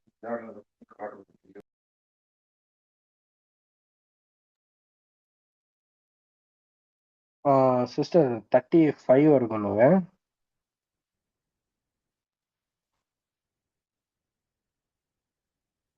Okay brother. ಇದಲ್ಲದೆ ನಿನ್ನ ಸಹೋದರನು ತಪ್ಪು ಮಾಡಿದರೆ ನೀನು ಹೋಗಿ ಅವನು ಇಬ್ಬರೇ ಇರುವಾಗ ಅವನ ತಪ್ಪನ್ನು ಅವನಿಗೆ ತಿಳಿಸು. ಅವನು ನಿನ್ನ ಮಾತನ್ನು ಕೇಳಿದರೆ ನಿನ್ನ ಸಹೋದರನನ್ನು ಸಂಪಾದಿಸಿಕೊಂಡಿರುವೆ. ಅವನು ಕೇಳದೆ ಹೋದರೆ 2-3 ಸಾಕ್ಷಿಗಳ ಬಾಯಿಯಿಂದ ಪ್ರತಿಯೊಂದು ಮಾತು ಸ್ಥಾಪನೆಯಾಗುವ ಹಾಗೆ ಇನ್ನೂ ಒಬ್ಬಿಬ್ಬರನ್ನು ನಿನ್ನ ಸಂಗಡ ಕರಕೊಂಡು ಹೋಗು. ಅವನು ಅವರ ಮಾತನ್ನು ಕೇಳದೆ ಹೋದರೆ ಸಭೆಗೆ ಹೇಳು. ಆದರೆ ಸಭೆಯ ಮಾತನ್ನು ಕೇಳದೆ ಹೋದರೆ ಅವನು ನಿನಗೆ ಅಜ್ಞಾನಿಯಂತೆಯೂ ಭ್ರಷ್ಟನಂತೆಯೂ ಇರಲಿ. ಭೂಲೋಕದಲ್ಲಿ ನೀವು ಏನೇನು ಕಟ್ಟುತ್ತೀರೋ ಅದು ಪರಲೋಕದಲ್ಲಿಯೂ ಕಟ್ಟಿರುವುದು, ಮತ್ತು ಭೂಲೋಕದಲ್ಲಿ ನೀವು ಏನೇನು ಬಿಚ್ಚುತ್ತೀರೋ ಅದು ಪರಲೋಕದಲ್ಲಿಯೂ ಬಿಚ್ಚಿರುವುದು ಎಂದು ನಿಮಗೆ ಸತ್ಯವಾಗಿ ಹೇಳುತ್ತೇನೆ. ಇದಲ್ಲದೆ ನಿಮ್ಮಲ್ಲಿ ಇಬ್ಬರು ತಾವು ಬೇಡಿಕೊಳ್ಳತಕ್ಕ ಯಾವುದಾದರೂ ಒಂದು ಕಾರ್ಯದ ವಿಷಯವಾಗಿ ಭೂಲೋಕದಲ್ಲಿ ಒಂದೇ ಮನಸ್ಸುಳ್ಳವರಾಗಿದ್ದರೆ ಅದು ಪರಲೋಕದಲ್ಲಿರುವ ನನ್ನ ತಂದೆಯಿಂದ ಅವರಿಗೆ ಆಗುವುದೆಂದು ನಿಮಗೆ ಹೇಳುತ್ತೇನೆ. ಯಾಕೆಂದರೆ 2-3 ನನ್ನ ಹೆಸರಿನಲ್ಲಿ ಎಲ್ಲಿ ಕೂಡಿ ಬಂದಿರುತ್ತಾರೋ ಅಲ್ಲಿ ಅವರ ನಡುವೆ ನಾನು ಇದ್ದೇನೆ ಅಂದನು. ಆಗ ಪೇತ್ರನು ಆತನ ಬಳಿಗೆ ಬಂದು, ಸ್ವಾಮಿ, ನನ್ನ ಸಹೋದರನು ನನಗೆ ತಪ್ಪು ಮಾಡುತ್ತಾ ಬಂದರೆ ನಾನು ಎಷ್ಟು ಸಾರಿ ಅವನಿಗೆ ಕ್ಷಮಿಸಬೇಕು? 7 ಸಾರಿಯೋ ಎಂದು ಕೇಳಲು ಯೇಸು ಅವನಿಗೆ, 7 ಸಾರಿ ಎಂದಲ್ಲ, 70 ಸಾರಿ ಎಂದು ನನಗೆ ಹೇಳುತ್ತೇನೆ. ಆದ್ದರಿಂದ ಪರಲೋಕ ರಾಜ್ಯವು ತನ್ನ ಸೇವಕರಿಂದ ಲೆಕ್ಕವನ್ನು ತೆಗೆದುಕೊಳ್ಳಬೇಕೆಂದಿದ್ದ ಒಬ್ಬ ಅರಸನಿಗೆ ಹೋಲಿಕೆಯಾಗಿದೆ. ಅವನು ಲೆಕ್ಕ ತೆಗೆದುಕೊಳ್ಳುವುದಕ್ಕೆ ಪ್ರಾರಂಭ ಮಾಡಿದಾಗ ಕೋಟ್ಯಾಂತರ ಸಾಲ ಮಾಡಿದವನೊಬ್ಬನನ್ನು ಅವನ ಬಳಿಗೆ ತಂದರು. ಆ ಸಾಲ ತೀರಿಸುವುದಕ್ಕೆ ಅವನಲ್ಲಿ ಏನೂ ಇಲ್ಲದಿದ್ದರಿಂದ ಅವನ ಒಡೆಯನು ಅವನನ್ನು, ಅವನ ಹೆಂಡತಿ ಮಕ್ಕಳನ್ನು, ಅವನ ಬದುಕೆಲ್ಲವನ್ನು ಮಾರಿ ಅದನ್ನು ತೀರಿಸಬೇಕೆಂದು ಅಪ್ಪಣೆ ಮಾಡಿದನು. ಆ ಸೇವಕನು ಅವನ ಕಾಲಿಗೆ ಬಿದ್ದು ಅವನಿಗೆ, ಒಡೆಯನೇ, ಸ್ವಲ್ಪ ತಾಳಿಕೋ, ನಿನ್ನದೆಲ್ಲ ನಾನು ಕೊಟ್ಟು ತೀರಿಸುತ್ತೇನೆ ಎಂದು ನಮಸ್ಕರಿಸಲಾಗಿ ಆ ಸೇವಕನ ಒಡೆಯನು ಕನಿಕರಪಟ್ಟು ಅವನನ್ನು ಬಿಡಿಸಿ ಆ ಸಾಲವನ್ನೆಲ್ಲ ಬಿಟ್ಟು ಬಿಟ್ಟನು. ತರುವಾಯ ಆ ಸೇವಕನು ಹೊರಕ್ಕೆ ಬಂದು ತನಗೆ 100 ಹಣ ಕೊಡಬೇಕಾದ ಒಬ್ಬ ಜೊತೆ ಸೇವಕನನ್ನು ಕಂಡು ಅವನನ್ನು ಹಿಡಿದು, ಎಲ್ಲ ನನ್ನ ಸಾಲ ತೀರಿಸು ಎಂದು ಹೇಳಿ ಕುತ್ತಿಗೆ ಹಿಡಿದು, ಎಲ್ಲ ನನ್ನ ಸಾಲ ತೀರಿಸು ಎಂದು ಕೇಳಿ ಕುತ್ತಿಗೆ ಹಿಸುಕಿದನು. ಆಗ ಅವನ ಜೊತೆ ಸೇವಕನು ಅವನ ಕಾಲಿಗೆ ಬಿದ್ದು, ಸ್ವಲ್ಪ ತಾಳಿಕೋ, ತೀರಿಸುತ್ತೇನೆ ಎಂದು ಬೇಡಿಕೊಂಡನು. ಆದರೆ ಅವನು ಒಪ್ಪದೆ ಹೊರಟು ಹೋಗಿ ಆ ಸಾಲ ತೀರಿಸುವ ತನಕ ಅವನನ್ನು ಸೆರೆಮನೆಯಲ್ಲಿ ಹಾಕಿಸಿದನು. ಅವನ ಜೊತೆ ಸೇವಕರು ನೋಡಿದ ಸಂಗತಿಯನ್ನು ನೋಡಿ ಬಹಳವಾಗಿ ದುಃಖಪಟ್ಟು ಒಡೆಯನ ಬಳಿಗೆ ಬಂದು ನಡೆದದ್ದನ್ನೆಲ್ಲ ತಿಳಿಸಿದರು. ಆಗ ಅವನ ಒಡೆಯನು ಅವನನ್ನು ಕರೆಸಿ, ಎಲ್ಲ ನೀಚನೇ, ನೀನು ನನ್ನನ್ನು ಬೇಡಿಕೊಂಡಿದ್ದರಿಂದ ಆ ಸಾಲವನ್ನೆಲ್ಲ ನಾನು ಬಿಟ್ಟು ಬಿಟ್ಟೆನಲ್ಲ. ನಾನು ನಿನ್ನನ್ನು ಕರುಣಿಸದ ಹಾಗೆ ನೀನು ಸಹ ನಿನ್ನ ಜೊತೆ ಸೇವಕನನ್ನು ಕರುಣಿಸಬಾರದಾಗಿತ್ತೆ ಎಂದು ಹೇಳಿ ಸಿಟ್ಟು ಮಾಡಿ ತನಗೆ ಕೊಡಬೇಕಾದ ಸಾಲವನ್ನು ತೀರಿಸುವ ತನಕ ಪೀಡಿಸುವವರ ಕೈಗೆ ಒಪ್ಪಿಸಿದನು. ನಿಮ್ಮಲ್ಲಿ ಪ್ರತಿಯೊಬ್ಬನು ತನ್ನ ಸಹೋದರನಿಗೆ ಮನಪೂರ್ವಕವಾಗಿ ಕ್ಷಮಿಸದೆ ಹೋದರೆ ಪರಲೋಕದಲ್ಲಿರುವ ನನ್ನ ತಂದೆಯು ನಿಮಗೆ ಹಾಗೆಯೇ ಮಾಡುವನು ಅಂದನು. Thank you brother.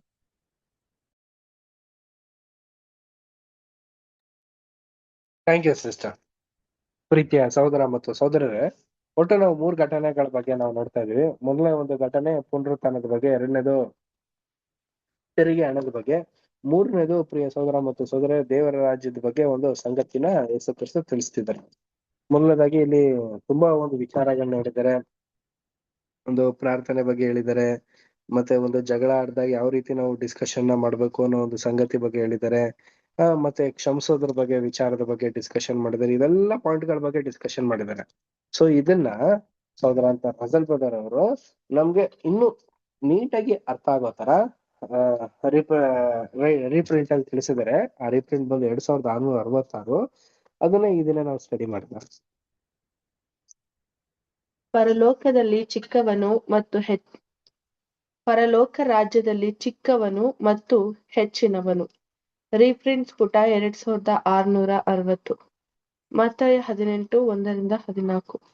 ಮಕ್ಕಳನ್ನು ನನ್ನ ಹತ್ತಿರಕ್ಕೆ ಬರಗುಡಿರಿ, ಅವುಗಳಿಗೆ ಅಡ್ಡಿ ಮಾಡಬೇಡಿರಿ, ದೇವರ ರಾಜ್ಯವು ಎಂಥವರದ್ದೇ. ಈ ಪಾಠಕ್ಕೆ ಆದುಕೊಂಡಿರುವ ಸುವರ್ಣ ಪಾಠ್ಯಭಾಗವು ಬಹು ಅಸಮಂಜಸವೂ ದಾರಿ ತಪ್ಪಿಸುವುದೂ ಆಗಿರುವುದು. ಅದು ಮಕ್ಕಳ ವಿಷಯವಾಗಿ ಹೇಳಲ್ಪಟ್ಟದ್ದಾಗಿದ್ದು, ಅದು ಅವರ ಪರವಾಗಿರುವ ನಮ್ಮ ಕರ್ತನ ಅನುಕಂಪ ಮತ್ತು ಪ್ರೀತಿಗಳನ್ನು ತೋರಿಸುವಂತದ್ದಾಗಿತ್ತು.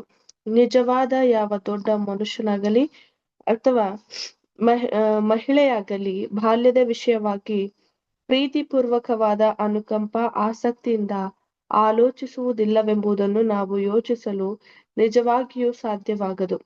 ಅಲ್ಲದೆ ಅವರ ಬಾಲ್ಯದವರ ಜೀವಿತಗಳನ್ನೊಳಗೊಂಡ ಖಾಲಿಯಾದ ಪುಟಗಳನ್ನು ದೃಷ್ಟಿಸಿದಾಗ ಅವರ ಜೀವಿತದ ಹಾದಿಯಲ್ಲಿ ಮುಂದಿರುವ ಕಷ್ಟ, ಪರಿಶೋಧನೆ, ನಿರಾಶೆಗಳ ವಿಷಯವಾಗಿ ಅನುಕಂಪದ ಭಾವನೆಗಳು ಏಳುವವು. ಹಾಗೂ ಈ ಹೋರಾಟ ಅನುಭವಗಳ ಪರಿಣಾಮವಾಗಿ ಅವರು ಪಡೆಯುವ ಯಶಸ್ಸು ಹಾಗೂ ಅಪೇಕ್ಷಿತ ಗುಣಗಳನ್ನು ಪಡೆಯುವುದನ್ನು ನಿರೀಕ್ಷಿಸಿ ಅವುಗಳಿಗಾಗಿ ಶುಭ ಹಾರೈಕೆ ಉಂಟಾಗುವುದು.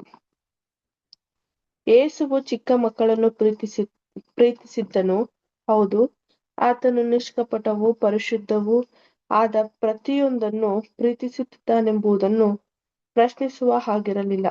ಅಲ್ಲದೆ ನಮ್ಮ ಪಾಠ್ಯಭಾಗವು ಈ ಗಾಢವಾದ ನಂಬಿಕೆಯನ್ನು ಸಮರ್ಥಿಸುತ್ತದೆ ಎಂಬುದು. Thank you. ಪ್ರಿಯ ಸಹೋದರ ಮತ್ತು ಸಹೋದರರೇ, ನಮ್ಗೆ ಟೆಕ್ಸ್ಟ್ ಅಲ್ಲಿ ನಮ್ಗೆ ತಿಳಿಸ್ತಿರುವಂತ ಒಂದು ಸಂಗತಿ ಏನಂದ್ರೆ, ಪರಲೋಕ ರಾಜ್ಯದಲ್ಲಿ ಚಿಕ್ಕವನು ಮತ್ತು ಹೆಚ್ಚಿನವನು ಅಂತ ಅನ್ಬಿಟ್ಟು ಹೇಳ್ತಿದ್ದಾರೆ. ಅಂದ್ರೆ ಏನಂತಂದ್ರೆ, ಪರಲೋಕ ರಾಜ್ಯದಲ್ಲಿ ಯಾರು ದೊಡ್ಡವರು ಯಾರು ಚಿಕ್ಕವರು ಅನ್ನೋದಿರೋದಿಲ್ಲ, ಎಲ್ಲಾರು ಕೂಡ ಸಮಪಾಲಿನವರು ಅಂತ ಅನ್ಬಿಟ್ಟು ತಿಳಿಸ್ತಾ ಇದ್ದಾರೆ. ನೋಡಿ, ನಮ್ಗೆ ವಾಕ್ಯದಲ್ಲಿ ನಾವು ಓದಿದಾಗ ನಮ್ಗೆ ಒಂದು ಬೇರೆ ರೀತಿಯಲ್ಲಿ, ಬೇರೆ ಒಂದು ಅರ್ಥನ ತಿರ್ಚೋ ರೀತಿಯಲ್ಲಿ ಕಾಣಿಸುತ್ತೆ. ಏನಿದೆ, ಯೇಸು ಕ್ರಿಸ್ತ ಬರೀ ಮಕ್ಕಳ ವಿಚಾರದಲ್ಲಿ ಮಾತ್ರ ಫೋಕಸ್ ಮಾಡ್ತಾ ಇದ್ದಾರೆ, ದೊಡ್ಡವ್ರ ಬಗ್ಗೆ ಏನು ತಿಳಿಸ್ತಾ ಇಲ್ವಲ್ಲ ಅನ್ನೋ ಒಂದು ಪ್ರಶ್ನೆ ಅಲ್ಲ ರೀ. ಇದು ಬಂದು ಅನುಕಂಪದ ಭಾವನೆಗಳ ಒಂದು ಮೂಲ ಪಾಠ ಆಗಿದೆ. ಈಗ ನಮ್ಮಲ್ಲೂ ಕೂಡ ಏನಾಗಿರ್ತೀವಿ, ಬಾಲ್ಯ ವಯಸ್ಸನ್ನ ದಾಟಿ ಒಂದು ಯೌವನ ಪ್ರಾಯಕ್ಕೆ ಬಂದು ಇನ್ನು ಹಿರಿಯ ಪ್ರಾಯಕ್ಕೆ ಹೋಗುವಂತ ಸಂದರ್ಭದಲ್ಲಿ ನಮ್ಮಲ್ಲೂ ಕೂಡ ಒಂದು ಬಾಲ್ಯ ವ್ಯವಸ್ಥೆನ ಕಳ್ಕೊಂಡಿರ್ತೀವಿ, ಕೆಲವೊಂದು ಸಂಗತಿಗಳನ್ನ. ಇದನ್ನ ಯೇಸು ಕ್ರಿಸ್ತರು ಏನ್ ಮಾಡ್ತಿದಾರೆ, ಒತ್ತಿ ತಿಳಿಸ್ತಾ ಇರುವಂತ ಒಂದು ಅಂಶ ಆಗಿದೆ. ಏನಂದ್ರೆ, ಯೇಸು ಕ್ರಿಸ್ತರು ನನ್ನ ಹತ್ರ ಬರ್ಲಿ ಅಂತ ಅನ್ಬಿಟ್ಟು ಹೇಳ್ತಾ ಇರೋದು ಯಾವ ಒಂದು ಅಂಶದಲ್ಲಿ ಅಂತಂದ್ರೆ, ನಮ್ಮನ್ನ ಇನ್ನು ಯೇಸು ಕ್ರಿಸ್ತರು ತಂದೆ ದೇವರು ಮಕ್ಕಳು ಅಂತ ನೋಡ್ತಾ ಇದಾರೆ ಪ್ರಿಯರೇ. ನಾವು ದೊಡ್ಡವರು, ಚಿಕ್ಕವರು, ಹಿರಿಯರು ಅಂತ ಅನ್ಬಿಟ್ಟು ನಾವು ವರ್ಗನ ಮಾಡ್ಕೊಬಿಟ್ಟಿದೀವಿ. ಆದ್ರೆ ತಂದೆ ದೇವರು ಮತ್ತೆ ಯೇಸು ಕ್ರಿಸ್ತರು ಆ ರೀತಿ ಇಲ್ಲ ರೀ. ಎಲ್ರು ಕೂಡ ಒಂದೇ ಆಗಿದ್ದಾರೆ.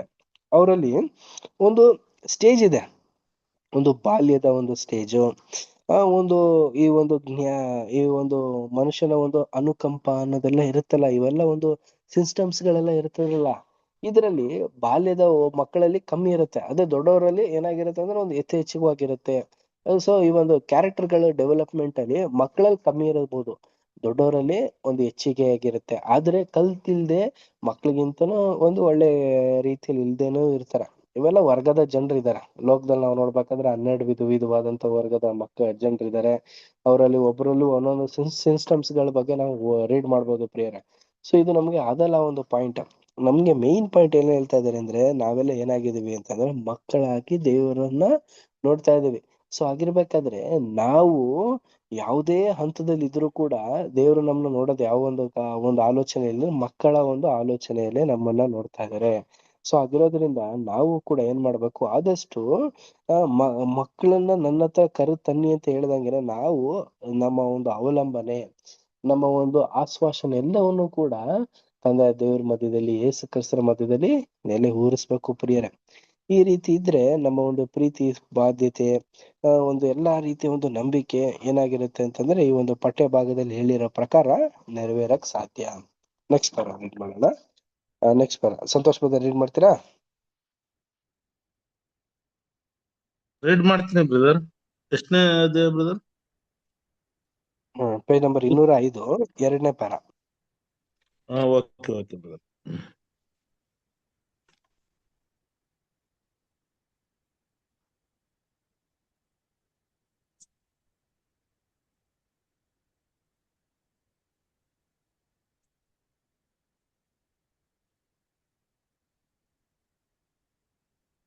ಬ್ರದರ್ 205. 205 ಸೆಕೆಂಡ್.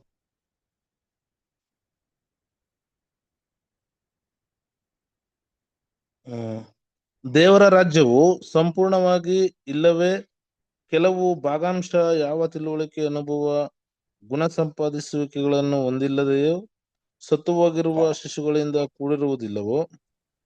ಇದೇ ದೇವರ ಯೋಜನೆಯ ಉದ್ದೇಶವಾಗಿದ್ದಲ್ಲಿ 1,44,000 ಮಂದಿಯಾದ ಚಿಕ್ಕ ಹಿಂಡು ಪೂರ್ಣಗೊಳ್ಳಲು ಸುಮಾರು 19 ಶತಮಾನಗಳ ಅವಶ್ಯಕತೆ ಇರುತ್ತಿರಲಿಲ್ಲ.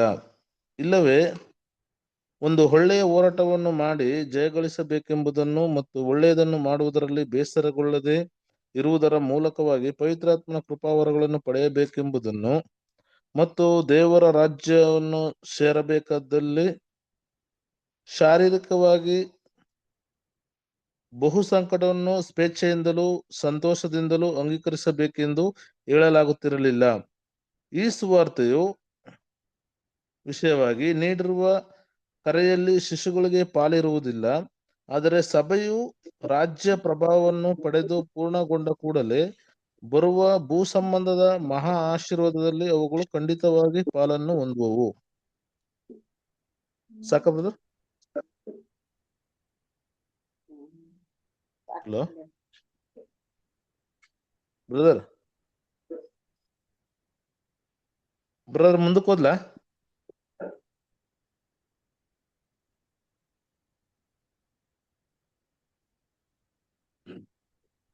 ಟವರ್ ಇಲ್ಲ ಬ್ರದರ್ ಅಲ್ಲ. ವಾಯ್ಸ್ ಕೇಳಿಸ್ತಾ ಇಲ್ಲ. ಟವರ್ ಇಲ್ಲ. ಮುಂದೆ ಕಂಟಿನ್ಯೂ ಮಾಡ್ಲಾ ಸಿಸ್ಟರ್? ಇಲ್ಲ ಇದೆ ಬ್ರದರ್, ಅವರು ಹೇಳಿದ್ರು ಹೇಳ್ಬೇಕು.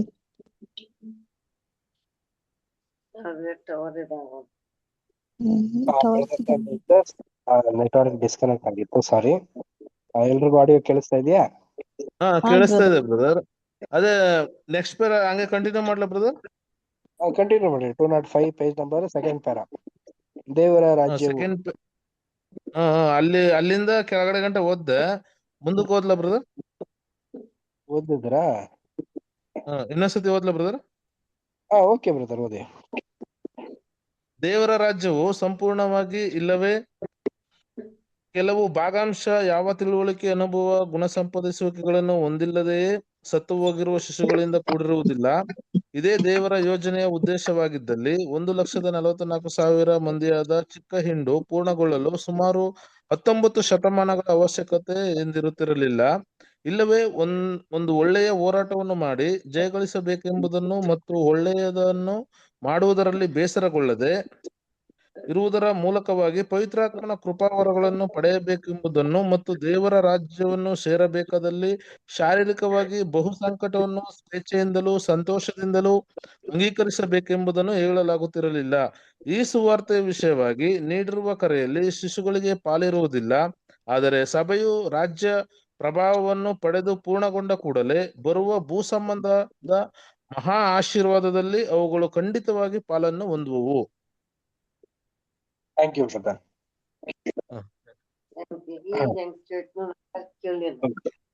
Reshma sister mute ಮಾಡ್ಕೊಂತೀರಾ?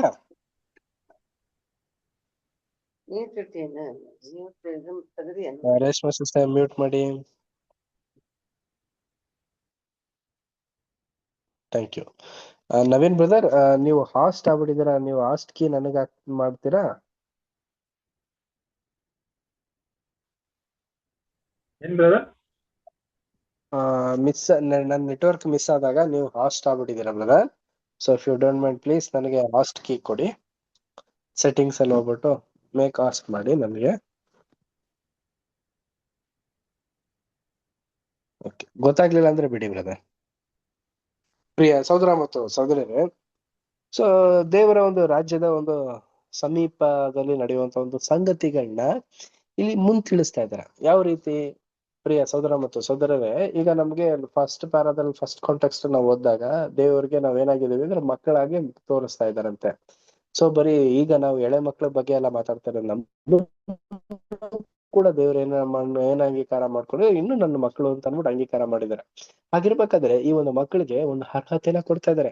ಅದೇ ಎಷ್ಟು ಅರ್ಹತೆ? 1,44,000 ಸದಸ್ಯರಾಗುವಂತ ಒಂದು ಚಿಕ್ಕ ಹಿಂಡಿನ ಒಂದು ಅರ್ಹತೆ. ಅದು ಒಳ್ಳೆಯ ಓಟ ಓಡುವಂತ ಜನರಿಗೆ ಮಾತ್ರ ಇದು ಸಿಗೋದು. ಇದು ಹೆಚ್ಚು ಕಮ್ಮಿ ಈ ಒಂದು 13ನೇ ಶತಮಾನ ಅಂತ ಅಂದ್ಬಿಟ್ಟು ಬರ್ದಿದ್ದಾರೆ ಎಲ್ಲರಿ. ಹೆಚ್ಚು ಕಮ್ಮಿ ಆಲ್ರೆಡಿ 20ನೇ ಶತಮಾನಕ್ಕೆ ನಾವು ಬಂದಿದ್ದೀವಿ ಪ್ರಿಯರೇ. ಆದ್ರೂ ಕೂಡ ಇನ್ನು ಈ ಒಂದು ಚಿಕ್ಕ ಹಿಂಡು ಸೆಲೆಕ್ಷನ್ ಯಾಕೆ ಆಗಿಲ್ಲ ಅಂತಂದ್ರೆ, ಪ್ರೀತಿಯ ಸಹೋದರ ಮತ್ತು ಸಹೋದರರೇ, ದೇವರಿಗೆ ಏನ್ ಬೇಕು ಅಂತಂದ್ರೆ ದೇವರ ಒಂದು ಆಜ್ಞೆಗಳನ್ನ, ಆ ಕಾಲಾನುಕಾಲ ತಿಳಿಸ್ಕೊಟ್ಟಿರುವಂತ ಒಂದು ಸಂಗತಿಗಳನ್ನ ತಿಳ್ಕೊಂಡು ಆ ಒಂದು ಕಾಲದ ಘಟ್ಟದಲ್ಲಿ ಪ್ರಯೋಜಕವಾದಂತ ಈ ಒಂದು ಲೋಕದಲ್ಲಿ ಜೀವಿಸಿ ಪ್ರಯೋಜಕವಾದಂತ ರೀತಿಯಲ್ಲಿ ನಡ್ಕೊಳ್ಳುವಂತ ಸದಸ್ಯರುಗಳನ್ನ ಮಾತ್ರ ದೇವರ ಎದುರು ನೋಡ್ತಾ ಇರೋದು. ಸೊ ಪ್ರೀತಿಯ ಸಹೋದರ ಮತ್ತು ಸಹೋದರರೇ, ಆದಿ ಸಭೆಯಲ್ಲಿ ಇದ್ದಂತ ಒಂದು ಗುಣ ಈಗಿದ್ರೆ ಏನ್ ಪ್ರಯೋಜನ ಇಲ್ಲ ರೀ. ಈಗ 7ನೇ ಸಭೆ ಆಗಿರುವಂತ ನಾವು ಎಲ್ಲಾ ವಿಧವಾದಂತ ರೀತಿಯ ಒಂದು ಜ್ಞಾನಗಳನ್ನ, ನಮ್ಮಲ್ಲಿರುವಂತ ಒಂದು ದೇವರ ಒಂದು ವಿಶೇಷವಾದಂತ ಒಂದು ಗುಣಗಳನ್ನ ತೋರ್ಪಡಿಸ್ಬೇಕು. ಅದನ್ನ ಬರೀ ಕೇಳಿ ಹೊಂದ್ಕೊಂಡಿರೋದಲ್ಲ ರೀ, ಅದ್ರ ಪ್ರಕಾರ ನಡೆದಿ ಲೋಕದಲ್ಲಿ ನಾವು ಜೀವಿಸಿ ಮತ್ತೊಬ್ರು ನಮ್ಮನ್ನ ಗುರುತಿಡಿಯುವಂತ ಒಂದು ರೀತಿಯ ಒಂದು ಓಟನ ಓಡಿದ್ರೆ ಮಾತ್ರ ನಾವು ಆ ಒಂದು ರಾಜ್ಯದ ಪ್ರಭಾವಕ್ಕೆ ನಾವು ಸೇರೋದಕ್ಕೆ ಸಾಧ್ಯ. ಆ ಒಂದು ಸಭೆಯಲ್ಲಿ ಒಬ್ರು ಸದಸ್ಯರಾಗೋದಕ್ಕೆ ಸಾಧ್ಯ ರೀ. ಈ ರೀತಿ ಆದ್ರೇನೆ ಇಡೀ ಲೋಕಕ್ಕೆ ಆಶೀರ್ವಾದ, ನಮಗೂ ಕೂಡ ಒಂದು ವಿಶೇಷವಾದಂತ ಒಂದು ಆಶೀರ್ವಾದ. ನೆಕ್ಸ್ಟ್ ಪ್ಯಾರಾ ರೀಡ್ ಮಾಡೋಣ. Next para Divya sister read ಮಾಡಿ ಸಿಸ್ಟರ್. ಈ ಪಠ್ಯಭಾಗವು ದಾರಿ ತಪ್ಪಿಸುವಂತದ್ದು. ಈ ಪಾಠದ ಸಂಬಂಧವಾಗಿ ಚಿಕ್ಕವರು ಎಂದು ನಂತರದಲ್ಲಿ ವ್ಯಕ್ತವಾಗಿರುವ ಶಬ್ದವು ಒಂದು ಸಾಂಕೇತಿಕ ಅರ್ಥದಲ್ಲಿ ಬಳಸಲಾಗಿದ್ದು ಅಕ್ಷರಶವಾದ ಅರ್ಥದಲ್ಲಿರುವುದಿಲ್ಲ. ಕಾರಣ, ಶಾರೀರಿಕ ಸಂಬಂಧವಾದ ತಂದೆ ತಾಯಿಗಳು ತಮ್ಮ ಚಿಕ್ಕ ಮಕ್ಕಳಿಗೆ ಮಾಡುವಂತೆ ದೀನರು ವಿಶ್ವಾಸಾರ್ಹರು ಆದ ತನ್ನ ಶಿಷ್ಯರನ್ನು ಕರ್ತನು ಕರುಣಿಸಿ ಮಮತೆಯಿಂದ ಪೋಷಿಸುವನಾಗಿ ಅವರನ್ನು ದೇವರಲ್ಲಿನ ಚಿಕ್ಕವರು, ದೇವರ ಚಿಕ್ಕ ಮಕ್ಕಳೆಂದು ಉಲ್ಲೇಖಿಸಿರುವನು.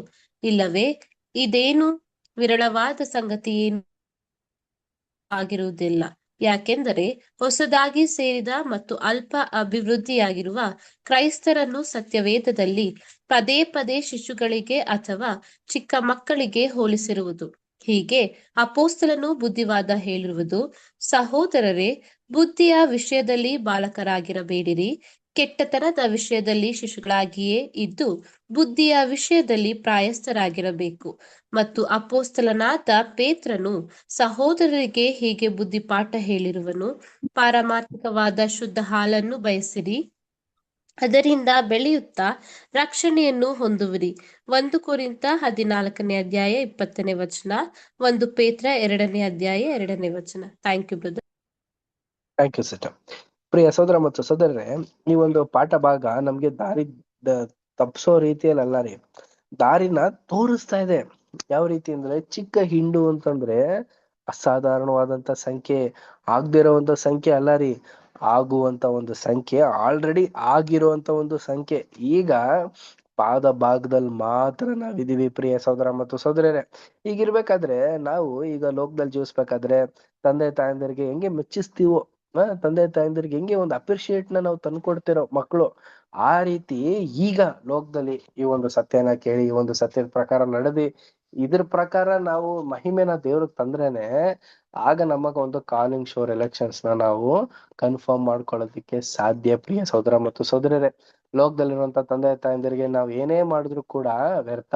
ಆದ್ರೆ ಅಂದ್ರೆ ಯಾವ್ದ್ರ ಬಗ್ಗೆ ಹೇಳ್ತಾರಂದ್ರೆ ಸತ್ಯದ ಅನುಗುಣವಾಗಿ ಹೇಳ್ತಾ ಇರೋದು, ನೋಡ್ಕೊಳ್ಳೋ ವಿಚಾರದಲ್ಲ ರೀ. ಸೊ ಆಗಿರ್ಬೇಕಾದ್ರೆ ನಾವು ಲೋಕದಲ್ಲಿ ಹೇಗೆ ತಂದೆ ತಾಯಂದಿರನ್ನ ನಾವು ಸಂಭಾಳಿಸಿ ಒಂದ್ ಒಳ್ಳೆ ರೀತಿಯಲ್ಲಿ ನಡ್ಸ್ಕೊಂಡು ಹೋಗ್ತೀವೋ ಅದಕ್ಕಿಂತ ಹೆಚ್ಚಾಗಿ ಒಂದು ಜ್ಞಾನವಾಗಿ ದೇವರ ಒಂದು ವಾಕ್ಯನ ನಾವು ಕೈಗೊಂಡು ನಡಿಬೇಕು. ಪ್ರಿಯ ಸಹೋದರ ಮತ್ತು ಸಹೋದರರ, ಬರೀ ನಡೆಯೋದಲ್ಲ ರೀ, ಅದ್ರ ಪ್ರಕಾರ ನಮ್ಮ ಒಂದು ಮನಸ್ಸಿನ ಆಳದಲ್ಲಿ ಬೇರೂರಿ ನಮ್ಮ ಲೋಕವನ್ನು ಬಯಸುವಂತ ಒಂದು ಮನೋಭಾವದಲ್ಲಿ ನಾವು ಜೀವಿಸ್ಬೇಕು. ಈ ರೀತಿ ನಾವು ಮಾಡೋದ್ರಿಂದ ಏನಾಗ್ತಿದೆ ಅಂತಂದ್ರೆ ಅಪೊಸ್ತಲರು ಹೆಂಗೆ ಬದುಕಿದ್ರು ಆ ರೀತಿ ನಾವು ಬದುಕೋದಕ್ಕೆ ಸಾಧ್ಯ ಆಗಿರುತ್ತೆ. ನೋಡಿ, ಅಪೊಸ್ತಲರು ಎಲ್ರು ಕೂಡ ಒಂದು ಬುದ್ಧಿಯಲ್ಲಿ ನಡೀದಲ್ಲ ರೀ.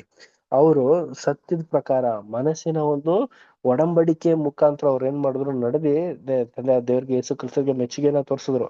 ಹಾಗೇನೆ ನಾವು ಕೂಡ ನಡಿಬೇಕು. ಸೊ ನಾವು ಬರೀ ಹಾಲ್ನ ಕುಡ್ದಿ ಶುದ್ಧ ಹಾಲಿದ್ರೆ ಸಾಕು ಅನ್ನೋ ರೀತಿ ಇರಬಾರದಲ್ಲ ರೀ. ನಾವು ಗಟ್ಟಿಯಾದ ಆಹಾರನ ನಮ್ಗೆ ದಿನನಿತ್ಯವೂ ಒಂದೊಂದು ಪಾಠದಲ್ಲಿ ಒಂದೊಂದು ಒಂದು ಸಬ್ಜೆಕ್ಟ್ ಅಲ್ಲೂ ನಮಗೆ ದೇವರು ಅದು ಬದುಕಿಸ್ಬೇಕಾದ್ರೆ ಆ ಒಂದು ವಾಕ್ಯನ ನಾವು ತಿಳ್ಕೊಂಡು ಅದನ್ನ ಮೆಲುಕು ಹಾಕಿ ನಾವು ಅದರಲ್ಲಿ ಒಂದು ಒಳ್ಳೆ ರಿಸಲ್ಟ್ ನ ನಾವು ತಗೊಳ್ಳೋದಕ್ಕೆ ಇಚ್ಛಿಸ್ಬೇಕು ಅಂದ್ಬಿಟ್ಟು ಸೋದರ ತರಜರ್ಬೋದು ತಿಳಿಸಿದ್ರೆ. ನೋಡಿ, ಕೆಲವೊಂದು ವಾಕ್ಯಗಳನ್ನ ಓದ್ಬಿಡೋಣ. 1 ಕೊರಿಂಥ 14:22 ವಚನ ಓದಿ. 1 ಕೊರಿಂಥ 14:20 ವಚನ.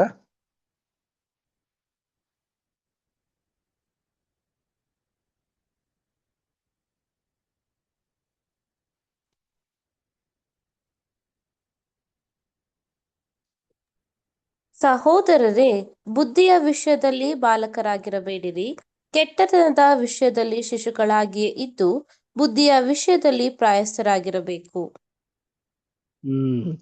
ಸೊ ನಮ್ಮಲ್ಲಿ ಮೇನ್ ಸೆಳೆವಿಕೆ ಒಂದು ಬಲಹೀನತೆ ಯಾವುದು ಅಂತಂದ್ರೆ ಪಾಪ.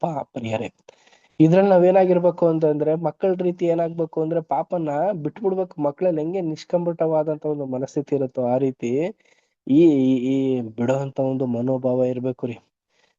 ಯೌವನಸ್ತ್ರ ತರ ನಾವು ಪಾಪನ ಹಿಡ್ಕೊಂಡು ಹೋಗೋದಲ್ಲ ರೀ. ಪಾಪನ ನಾವು ತ್ಯಜಿಸ್ಬೇಕು. ಎಂತದ್ದೇ ಆಗ್ಲಿ, ಅನೀತಿ ವಿರುದ್ಧ ಇದೆಲ್ಲ ಪಾಪವೇ ಆಗಿದೆ, ಅದನ್ನೆಲ್ಲ ನಾವು ತ್ಯಜಿಸೋದಕ್ಕೆ ಪ್ರಯತ್ನ ಪಡ್ಬೇಕು. ನೆಕ್ಸ್ಟ್ ಇನ್ನೊಂದು ವಾಕ್ಯ ಓದ್ಬಿಡಿ. 1 ಪೇತ್ರ 2:2 ವಚನ.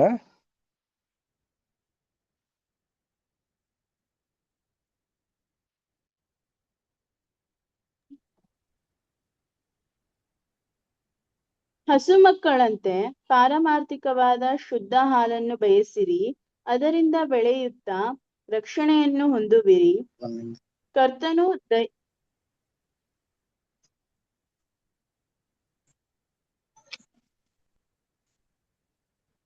Okay, thank you sister. ಪ್ರಿಯ ಸಹೋದರ ಮತ್ತು ಸಹೋದರರೇ, ನಮಗೆ ಇನಿಷಿಯಲ್ ಸ್ಟೇಜಸ್ ಅಲ್ಲಿ ಅಂದ್ರೆ ಒಂದು ಪ್ರಾರಂಭದ ಹಂತದಲ್ಲಿ ನಮ್ಗೆ ಏನಾಗ್ಬೇಕು ಅಂತಂದ್ರೆ ಒಂದು ಹಾಲಿನ ಒಂದು ಶುದ್ಧಕರವಾದಂತ ಸತ್ಯನ ನಾವು ತಿಳ್ಕೊಳ್ಳೋದಕ್ಕೆ ಇಚ್ಛಿಸ್ಬೇಕು. ಸೊ ಅದನ್ನ ನಾವು ಫಸ್ಟ್ ಸ್ಟೇಜ್ ನಾವು ದಾಟಿದೀವಿ. ಸೊ ದಾಟಿ ತುಂಬಾ ವರ್ಷಗಳು ಕೂಡ ಕಳ್ಕೊಂಡ್ ಬಂದಿದೀವಿ. ಈಗ ನಾವೇನ್ ಮಾಡ್ಬೇಕು ಅಂತಂದ್ರೆ ಬುದ್ಧಿ ಬೆಳೆದಷ್ಟು ಬಾಲ್ಯ ವ್ಯವಸ್ಥೆಯಲ್ಲಿ ಇರೋದಲ್ಲ ರೀ, ಯೌವನ ಪ್ರಾಯದಕ್ಕೆ ನಾವು ಬಂದು ಒಂದು ಆಲೋಚನೆ ಆಗ್ಲಿ ಒಂದು ಸತ್ಯದ ಒಂದು ಅನುಗುಣದಲ್ಲೇ ಆಗ್ಲಿ ಬೆಳೆದು ತೋರಿಸ್ಬೇಕು. ಸೊ ಇದನ್ನ ನಮ್ಮ ಮನಸ್ಸಿನಲ್ಲಿ ಇಟ್ಕೊಂಡು ನಮ್ಮ ಒಂದು ಅನುದಿನದ ಪ್ರಾರ್ಥನೆ ನೆನೆಸಿ ನಾವು ಹೆಚ್ಚಾಗಿ ದೇವ್ರ ವಾಕ್ಯನ ಮೀರಿ ನಡೆದೆ ಅದ್ರ ಪ್ರಕಾರ ನಡೆಯಲಿಕ್ಕೆ ದೇವ್ರ ಅವಕಾಶ ಕೊಡ್ಲಿ ಅಂತ ಪ್ರಾರ್ಥಿಸ್ಕೊಂಡು ನಮ್ಮ ರಕ್ಷಣೆ ನಾವು ಸಾಧಿಸ್ಕೊಳ್ಳೋಂಥವ್ರಾಗಿರೋಣ. ದೇವ್ರ ವಾಕ್ಯಗಳನ್ನ ಆಶೀರ್ವದಿಸ್ಲಿ. ಈ ಒಂದು ಕೂಟ ನಾವು ಇಲ್ಲಿಗೆ ನಾವು ನಿಲ್ಸೋಂಥವ್ರಾಗಿಲ್ಲ. ನೆಕ್ಸ್ಟ್ ಮುಂದಿನ ವಾರದಲ್ಲೂ ಕೂಡ ಇದು ಮುಂದುವರೆದಂತ ಒಂದು ಪಾಠನ ನೋಡುವಂತವ್ರಾಗಿಲ್ಲ. ಕೊನೆಯದಾಗಿ ಒಂದು ಪ್ರಾರ್ಥನೆ ಮಾಡಿ ಈ ಒಂದು ಕೂಟ ನಾವು ಅಂತ್ಯ ಮಾಡೋಣ. ಕೊನೆ ಪ್ರಾರ್ಥನೆಯನ್ನ